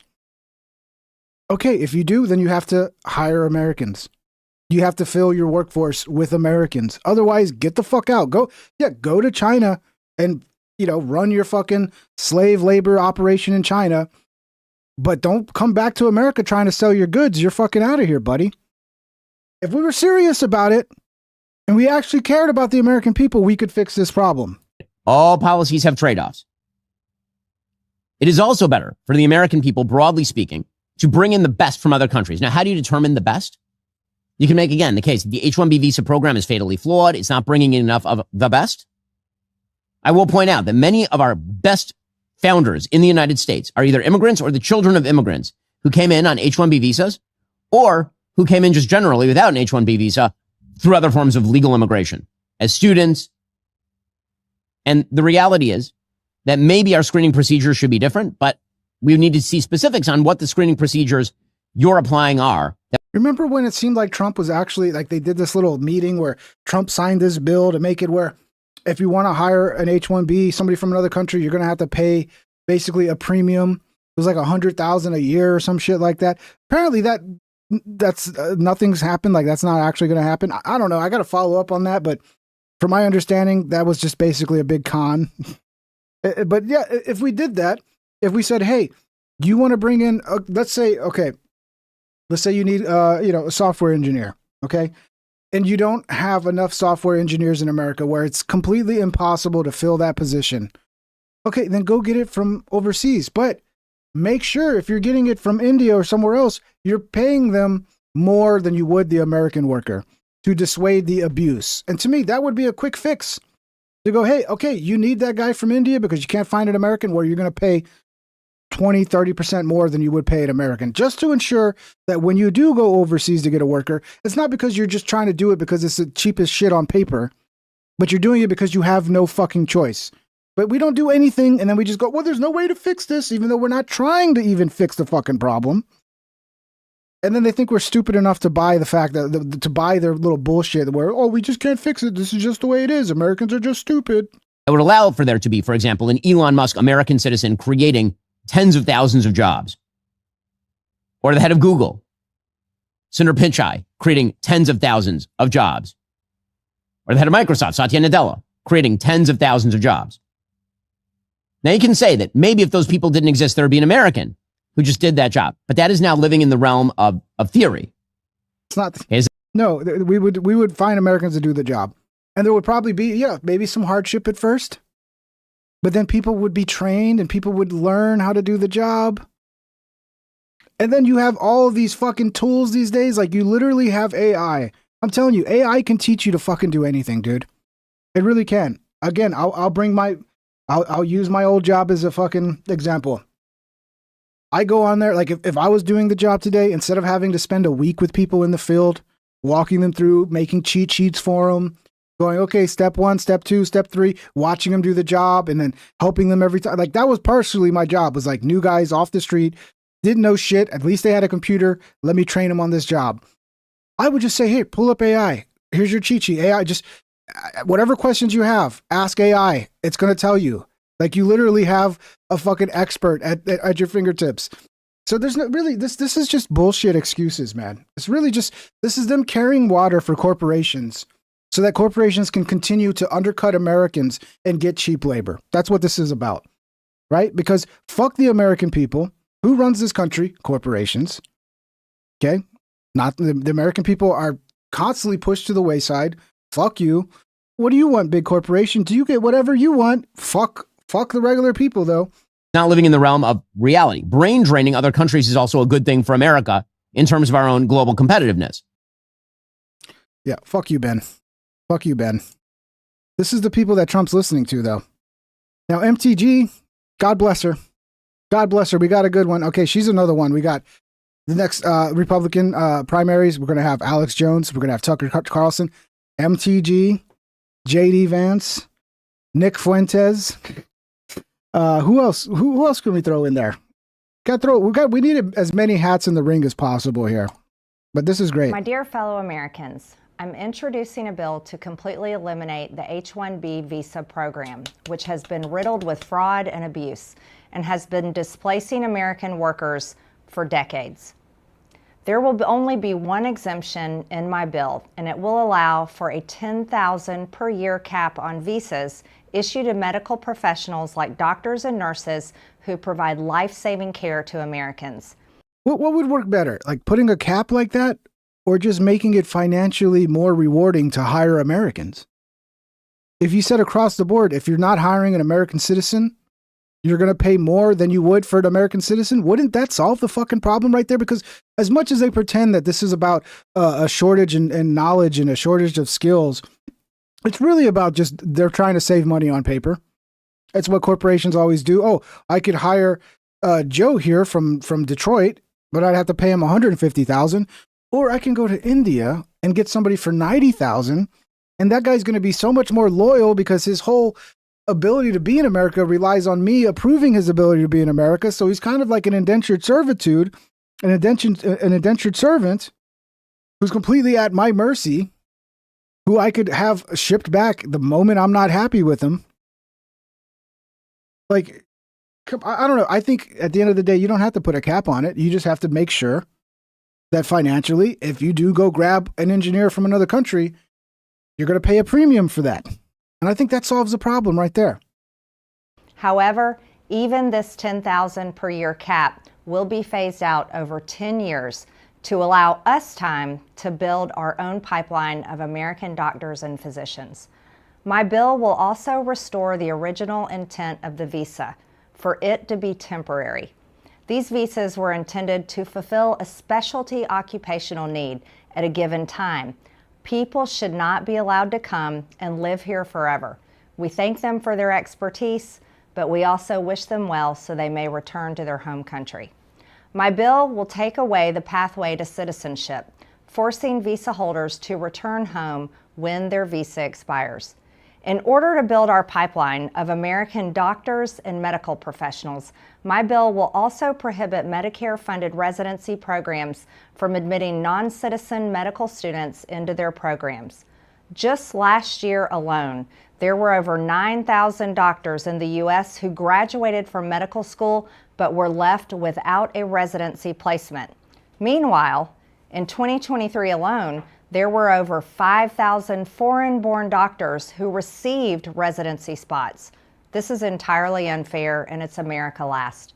My bill will help mitigate the shortage of doctors and nurses in our country, the shortage that we face, while at the same time serve as an off-ramp from our reliance on foreign workers by allowing us time to fill our residency programs with American doctors.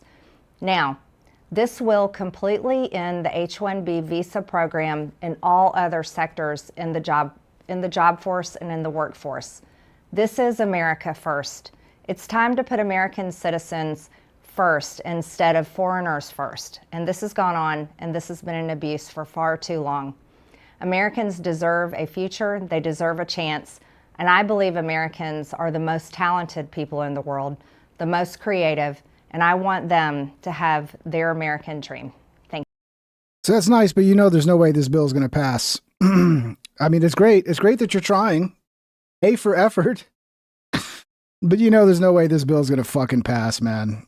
And, you know, I like MTG, but I don't think she has what it takes to, like, become president. But she should run. She should put her hat in the ring, because that's the thing about running. Like, you might not win, but maybe you pull some of the other people running against you, you pull them a little more in your direction. So you do have an effect in that way. And, of course, Trump comes out and starts attacking MTG. Of course.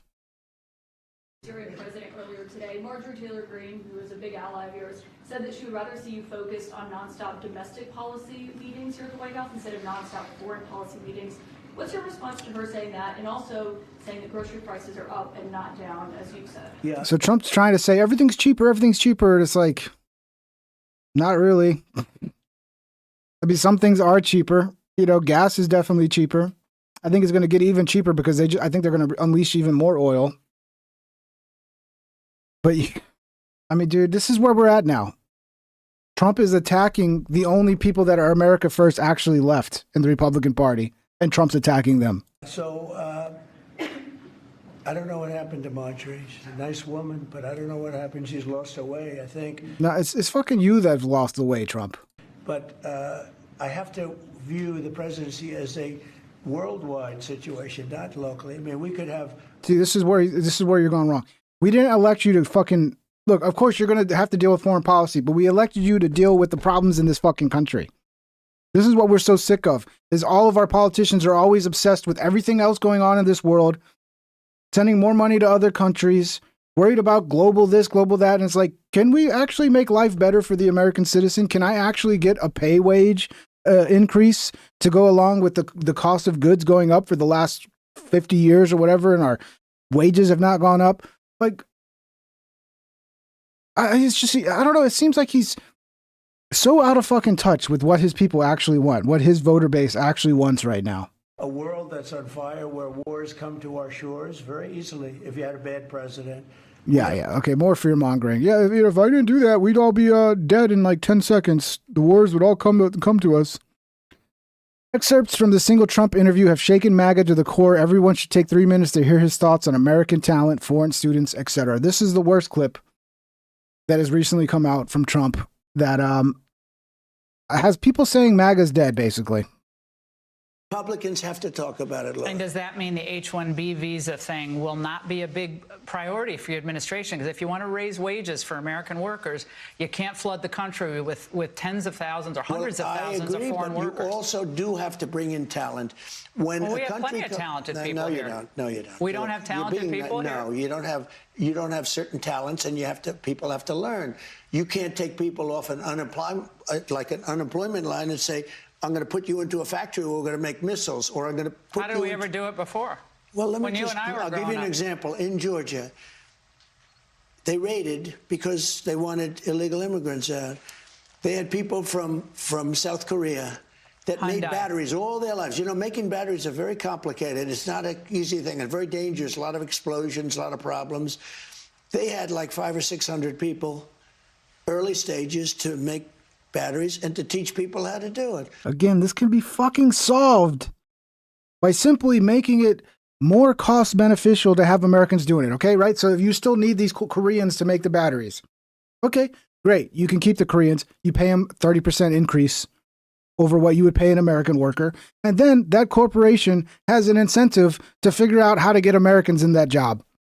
To figure out like, okay, maybe we can actually invest in training Americans to do this, so that we can phase it back to being Americans, so we can actually have wages be cheaper. And you know this would work because you tried to do it, and then I don't know what happened to it. It all fell out the back of the car. It's so disappointing, man. Well, they wanted them to get out of the country. You're going to need that, Laura. I mean, I know you and I disagree on this. You can't just say a country's coming in, going to invest $10 billion to build a plant, and going to take people off an unemployment line who haven't worked in 5 years, and they're going to start making missiles. It doesn't work that way. So just what are they supposed to do then, Trump? And then you use making missiles as like everything is making missiles. Most of this shit, like look at all the H-1B visas who are like working in the service industries, cooks and fucking, like, come on, man.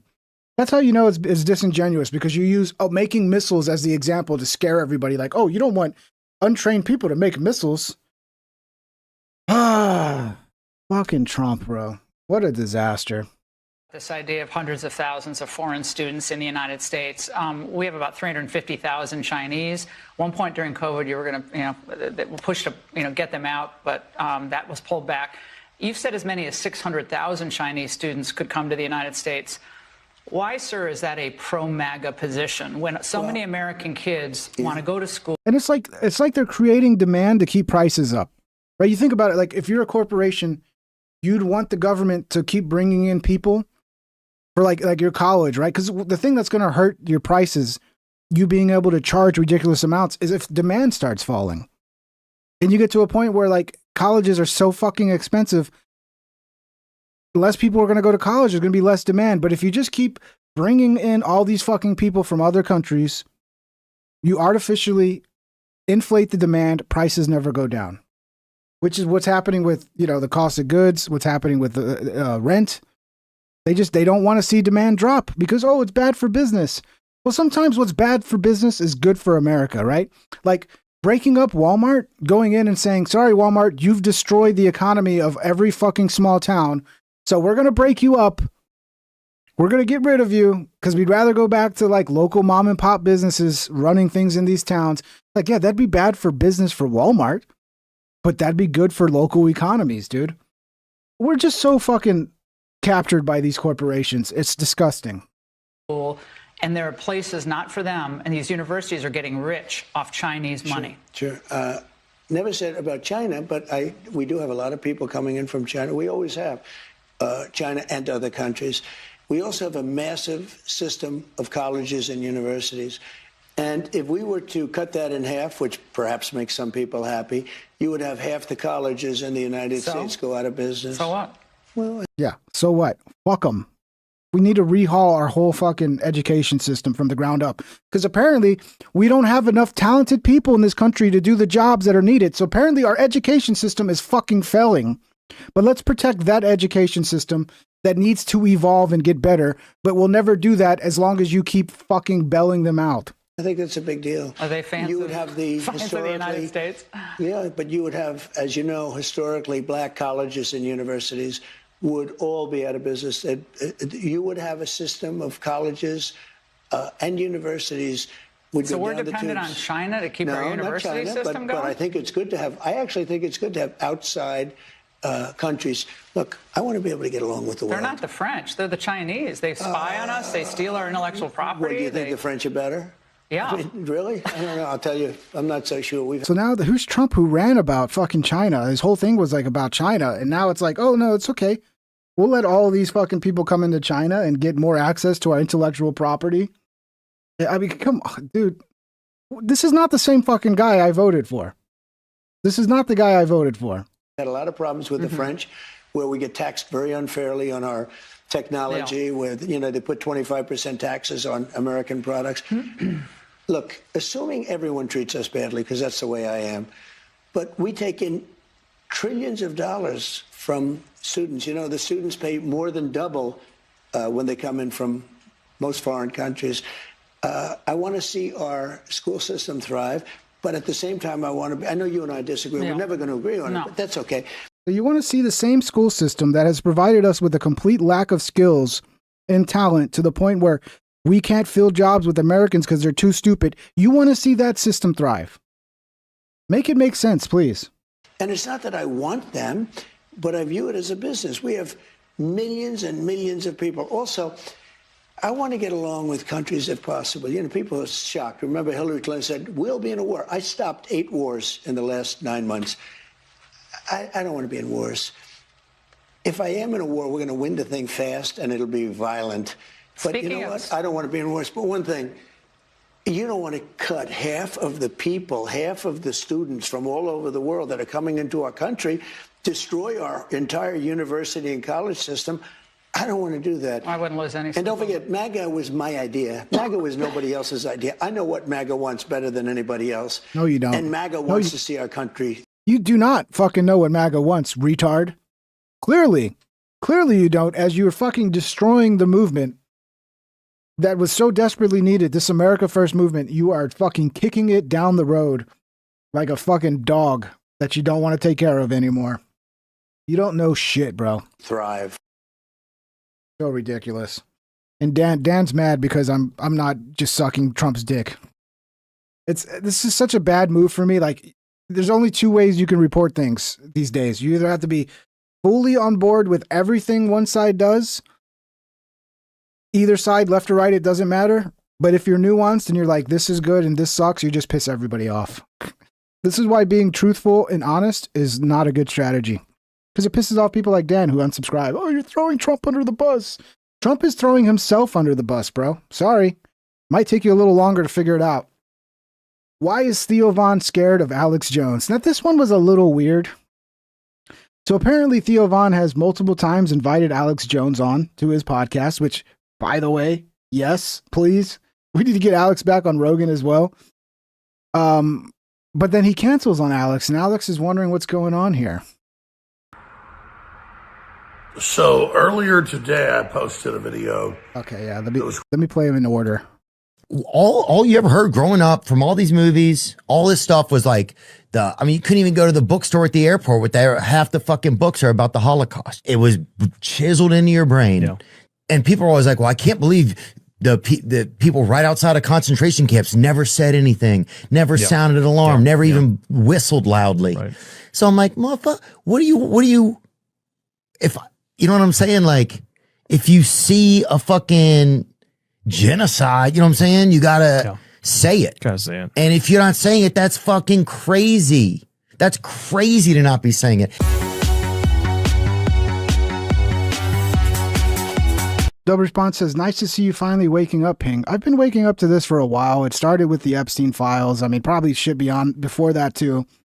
The problem is you look to the other side and it's like crazy fucking leftists who just want communism.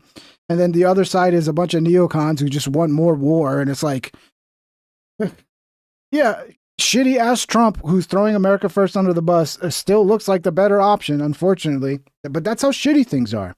That's why we need to quickly establish who the next potential people are going to be. And we need to start getting people thinking about, okay, who's the next guy? And we really need somebody who's serious this time. Not somebody who's just going to say what you want to fucking hear so they can get elected, but somebody who's really serious about being America first and putting the citizens of this country number one, you know? Everything good? Oh. All right. Nice suit. I like Theo Von. Big fan of his. I'm not attacking him just because he's scared to have me on his show. I don't need to go on his show to continue reaching out to the public. I'm just picking him as a case point example of something that's really been concerning me for the last few years. So a couple of years ago, Theo Von reached out and invited me on a couple times to go to Tennessee and go on his podcast. And I'm like, great, big fan, big show, love to do it. But then he would cancel. And one of the times we learned from the producer as well, he's worried about censorship. Yeah, I can pretty much guarantee it's YouTube. So Theo's got a big podcast, so that means he has representatives within YouTube that he can reach out to. And I guarantee you they told him, they probably told him in one way or another not to have Alex Jones on. Maybe not explicitly don't have Alex on, but they whatever they told him made him go, oh, I probably shouldn't have Alex on. And that hasn't gotten better. Unfortunately, it's probably one of the reasons Joe hasn't had him on as well, because, these people, their shows are on YouTube. They don't want to get throttled, shadow banned. I mean, I think I did. I wouldn't take it back, but I think when I interviewed Alex in 2022, I got a lot of views. I got 100, 200,000. I forgot what it was. Somewhere over 100,000. And yeah, was not good for the channel after that. The interview did well, but after that it was like, oof. And then I also just recently had videos from 5+ years ago. Well, I had one video, Alex Jones versus Joe Rogan, part 2. That got removed by YouTube because it was circumventing the Alex Jones ban, because I had footage and I had clips that were from Alex Jones's show. And since Alex Jones's show is banned from YouTube, apparently, even if I edit it and add transformative editing and all that, I'm still just trying to get around the ban. So that's why a lot of people keep asking, and I'm getting tired of explaining it. Like, where did the Alex Jones versus Joe Rogan video go? Where did the Alex Jones versus the Young Turks video go? Where did the, it's because any edits I did that were using Alex Jones's podcast, Alex Jones's show to do the edits, I removed them because I don't know if YouTube's going to just hit me with a bunch of strikes and my channel's going to be gone. So yeah, it's YouTube. YouTube's the fucking problem. And they need to they pulled back on so much shit. They need to pull back with the Alex Jones shit. It's been enough time. It's been 7 years. Let the fucking guy back on, dude. Same with Nick Fuentes and everybody else, man. I'm like, okay, no problem. And then he comes out in the last year, big anti-Israel, big anti-Gaza, which I overall agree with. But the issue is, why is it safe for him to criticize Israel and what's happening in Gaza, but still can't have Alex Jones on? That's just an example of what we deal with. And it's not just Theo Von. It's other top podcasters I know personally, who I'm not mad at, who've told me, I can have anybody on but you, but I've been told by corporate, the establishment, you just can't come on. Yeah, I think that's what it is. So the question is about Alex Jones. The question is about Theo Von. It's like, what is it I'm saying that the whole corporate structure and social media and all of it, and YouTube, won't censor you, we'll play a clip in a moment, criticizing and really savaging Israel and Netanyahu, which is fine, but you can't have me on because I give the 35,000-foot view on all of this. Now, take Tim Dillon. I know he's been given threats. I know he's had pressure not to have me on. He doesn't care. He still did it. I love him. Probably my favorite comic overall. Who's your dad, Meows Mix? So it's not about singling people out. I have a lot of friends bigger than Theo Von, biggest podcasters are. The point blank are like, I'm sorry, there's just too much heat having you on. So I'm not singling him out. I'm using him as an example to ask, what is it I'm saying that it's even more censored than criticizing Israel? That's the big question here. I have my own syndicated radio show on 400 plus stations. I reach tens of millions a day online on X and Rumble. I don't need Theo Von. My point is, why do you book me and then cancel and book me and cancel and book me and cancel? And what is it I'm saying that's so verboten, that's so bad, that's even more forbidden than criticizing Israel? Well, it's everything I cover. It's the globalist transhumanist movement. It's the geoengineering. It's the overall larger plan for depopulation. It's my exposure to Bill Gates, the poison shots. It's because I am the guy that continually does it first and trailblazes, and I have the power structure and the system and the Democratic Party suing me, trying to shut me down, and all these big bastions of free speech. They may do an occasional comment, what's happened to Alex Jones is wrong, but I'm like a side issue. I've been thrown to the wolves while they run around into the big heroes of free speech talking about Gaza. So my question is to Theo Von. The rest. Is that your dad, Meow Mix, Richard Gage? Yeah, I've seen some videos from those guys. I think, didn't they do a recent documentary? But yeah, that's a no-no. That's a big no-no. Talking about 9/11. Yes, yeah, that's a big no-no. Sure, buddy. I believe the official version of events for 9/11, 100%. Whatever YouTube and Wikipedia tells me, I believe it. If you're going to run around saying you're Mr. Free Speech and you're the avant-garde, you're the cutting edge, okay. Well, then why are you scared to have me on your show? It's not about me getting on your show. I'm not scared to have you on, Alex. I'll have you. I'm not as big as Theo, clearly. I mean, we're going to reach nobody on here. Or maybe if we had Alex on, maybe the numbers would go up. But I don't even think if I had Alex on here live, I would get maybe more than 300 or 400 viewers live concurrent. But I got to reach out to Alex, see about having him on one of these live streams. See if I can do it. See if I can pull it off. It's about why can't you have me on your show? Why hasn't my good friend Joe Rogan in 3 years had me on? Why haven't all these other people done? Because the establishment knows that the particulars of what I'm covering and my wide spectrum of analysis will bring them down. So Theo Von, respond to it. Answer the question. I don't think he has yet. Why have you booked me repeatedly? Your idea, the first. I don't think Joe's going to be happy about this either because Theo's been having a hard time, and then like Mark Maron. Apparently, Mark Maron sent Theo off the deep end or something, which I don't even really buy that. I don't. It's hard for me to believe Theo Von cares that much about Mark Maron making some jokes about him. But I think Alex is just frustrated. I get it, Alex. I want to be on all these shows too, bro. Why don't you have me on, Theo? What are you hiding? What are you hiding from, Theo? What are you scared? What are you scared about, Theo? Have me on. Time, and then cancel me. What have you been told? Why are you allowed to criticize Israel, which is great and wonderful, but not have Alex Jones on? Please, Theo Von, answer the question, because you're Mr. Free Speech. You're Mr. just good old Tennessee country boy asking questions. Well, he does seem mad at Theo, huh? Why aren't you having Alex Jones on? Because the question is the answer. Is that good? To have Donald Trump back on your podcast today, what's the first question you want to know?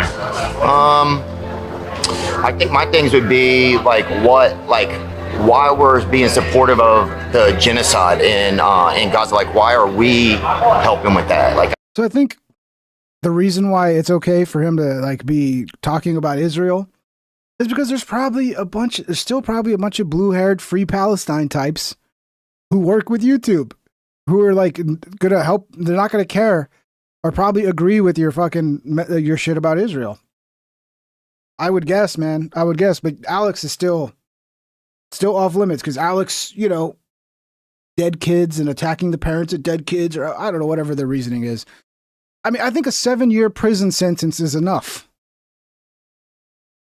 I think it's enough. We're talking about 2018 to 2025. Yeah, over 7 years. I think that's enough. The Majestic Super Chatted $2. The Trump Golden Shower Era.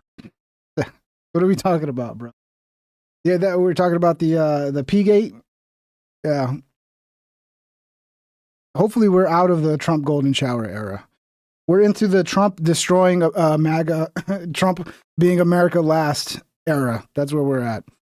Here's Alex following up some more. All you ever heard. It is a little weird for me that Alex is picking Theo as the one to highlight here. But growing up from all these movies, all this stuff was you couldn't even go to the bookstore at the airport with half the fucking books are about the Holocaust. It was chiseled into your brain. Yeah. And people are always like, well, I can't believe the people right outside of concentration camps never said anything, never sounded an alarm, never even whistled loudly. Right. So I'm like, oh, he's pissing us. Yeah, he is pissing on us all. You're right, Majestic. I guess we are still in the Trump Golden Shower era. Instead of pissing on Russian prostitutes, he's pissing on he's pissing on all of us, all of MAGA. Like, motherfucker, what do you, if, you know what I'm saying? If you see a fucking genocide, you know what I'm saying? You gotta say it. Gotta say it. And if you're not saying it, that's fucking crazy. That's crazy to not be saying it.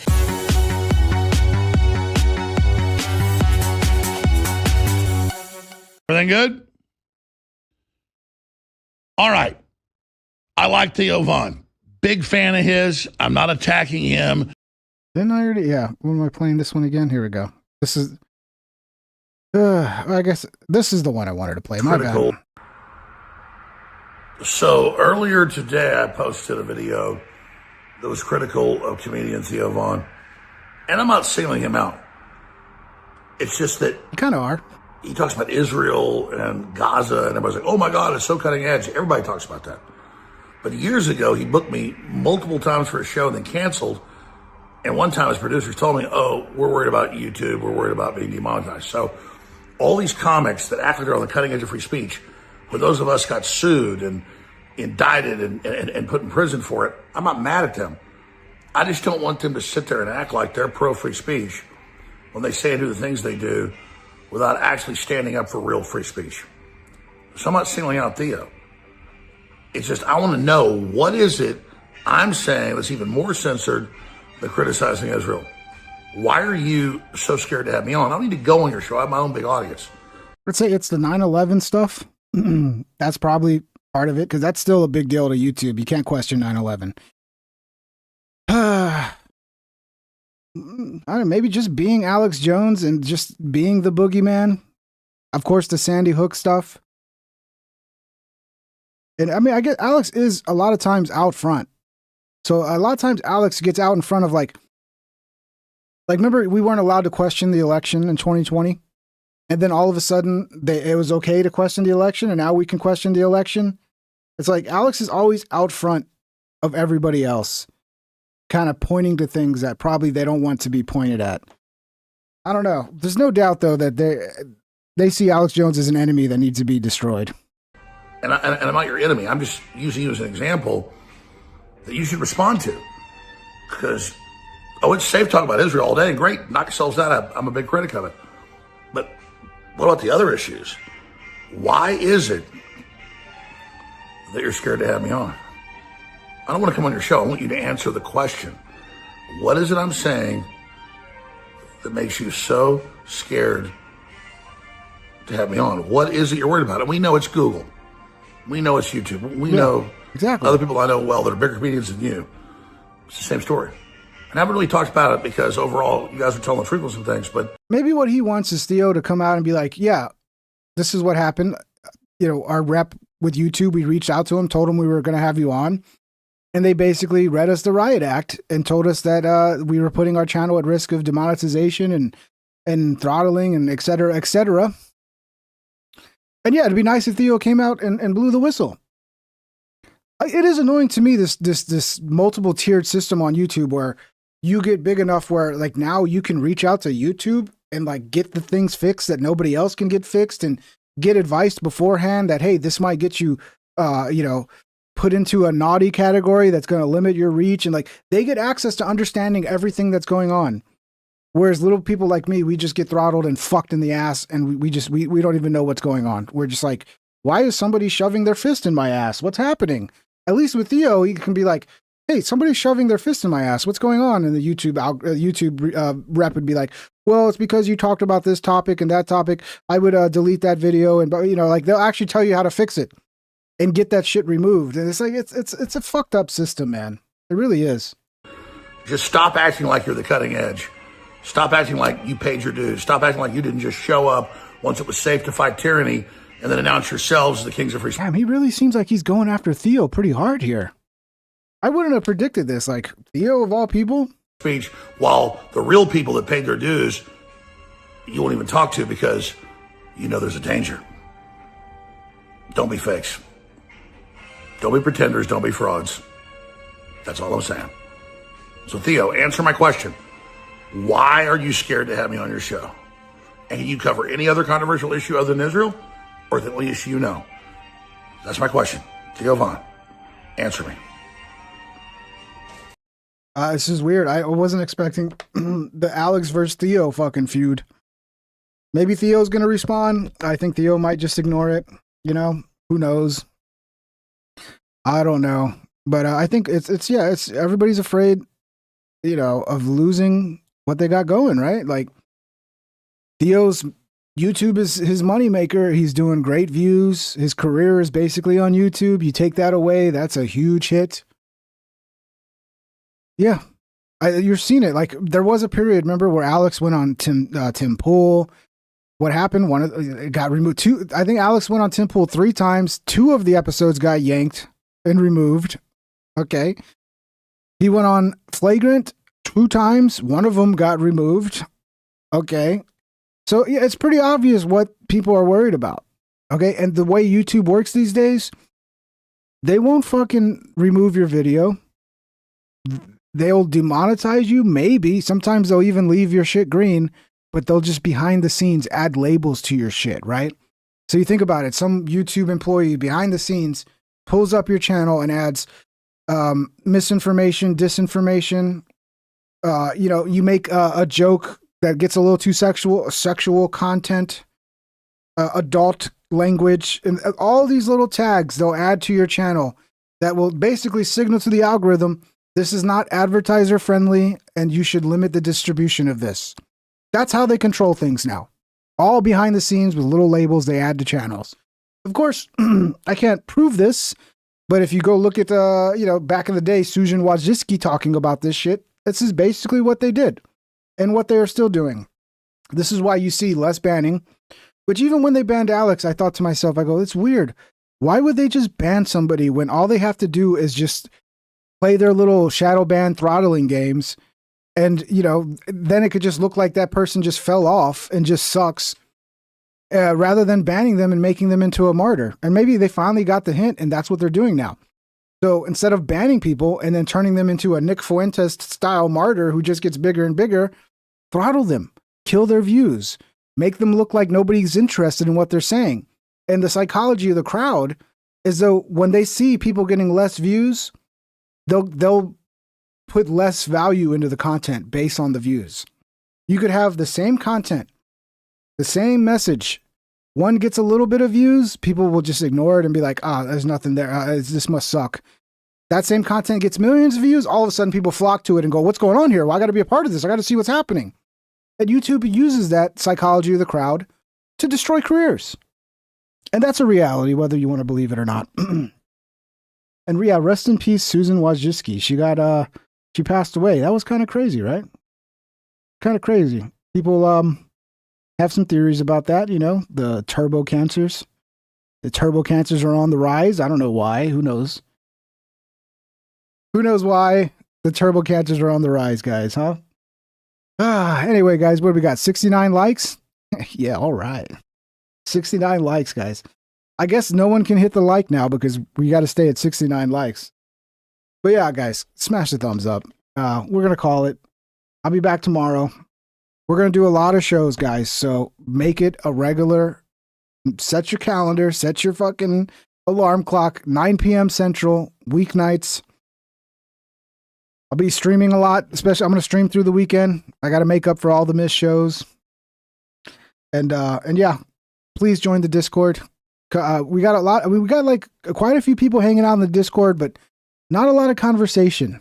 It gets a little weird because I try to get the conversation going, and then it feels like I'm just like, it's like if you show up to a party and there's like 20 people in the party and you're trying to talk and like nobody talks back and you're like, this is a little weird. So guys, get in the Discord and chat. Let's chat. I'm there. Talk to me. Okay? You're the man, Ping Godspeed. Thank you, Mad Cheddar. I am the man. I'm the man, damn it. Thank you, bro. Hype. Yeah, what's up with the hyping shit up? There's supposed to be this new feature on YouTube where you can hype things.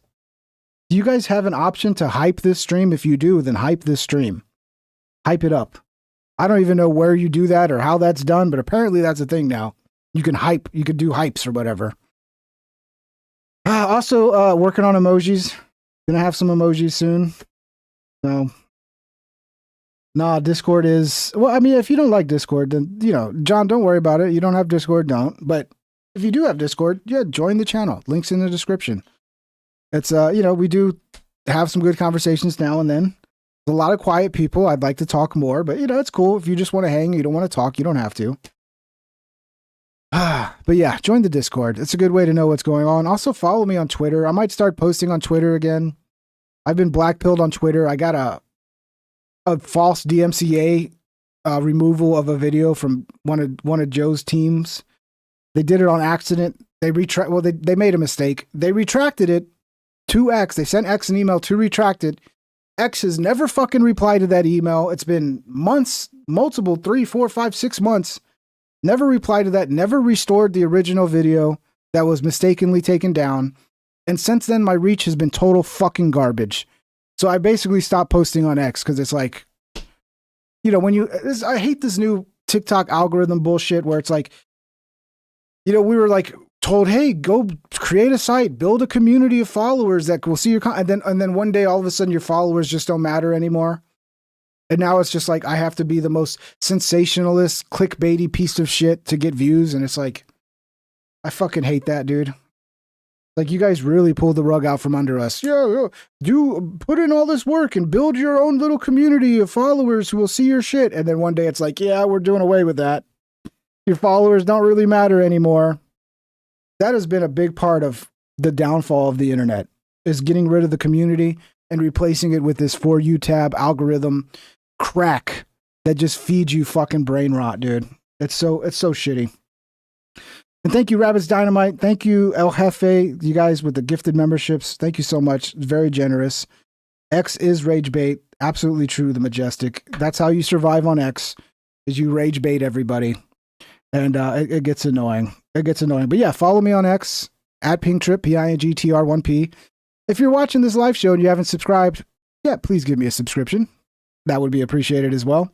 And we'll see you tomorrow night. Thank you guys. Thank you for the support. You guys are awesome. And we'll see you on the next one. Take care. Pingtrip out.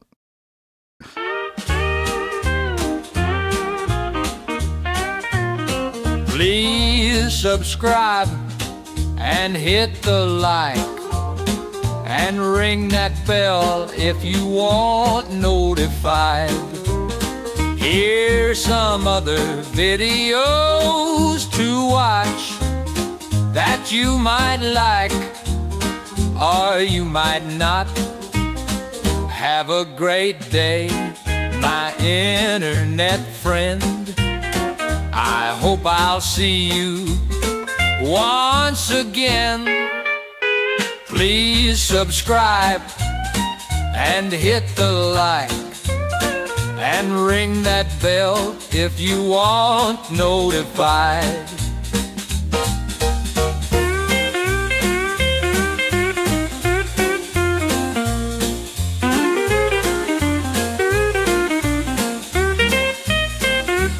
Have a great day, my internet friend. I hope I'll see you once again. Please subscribe and hit the like and ring that bell if you want notification.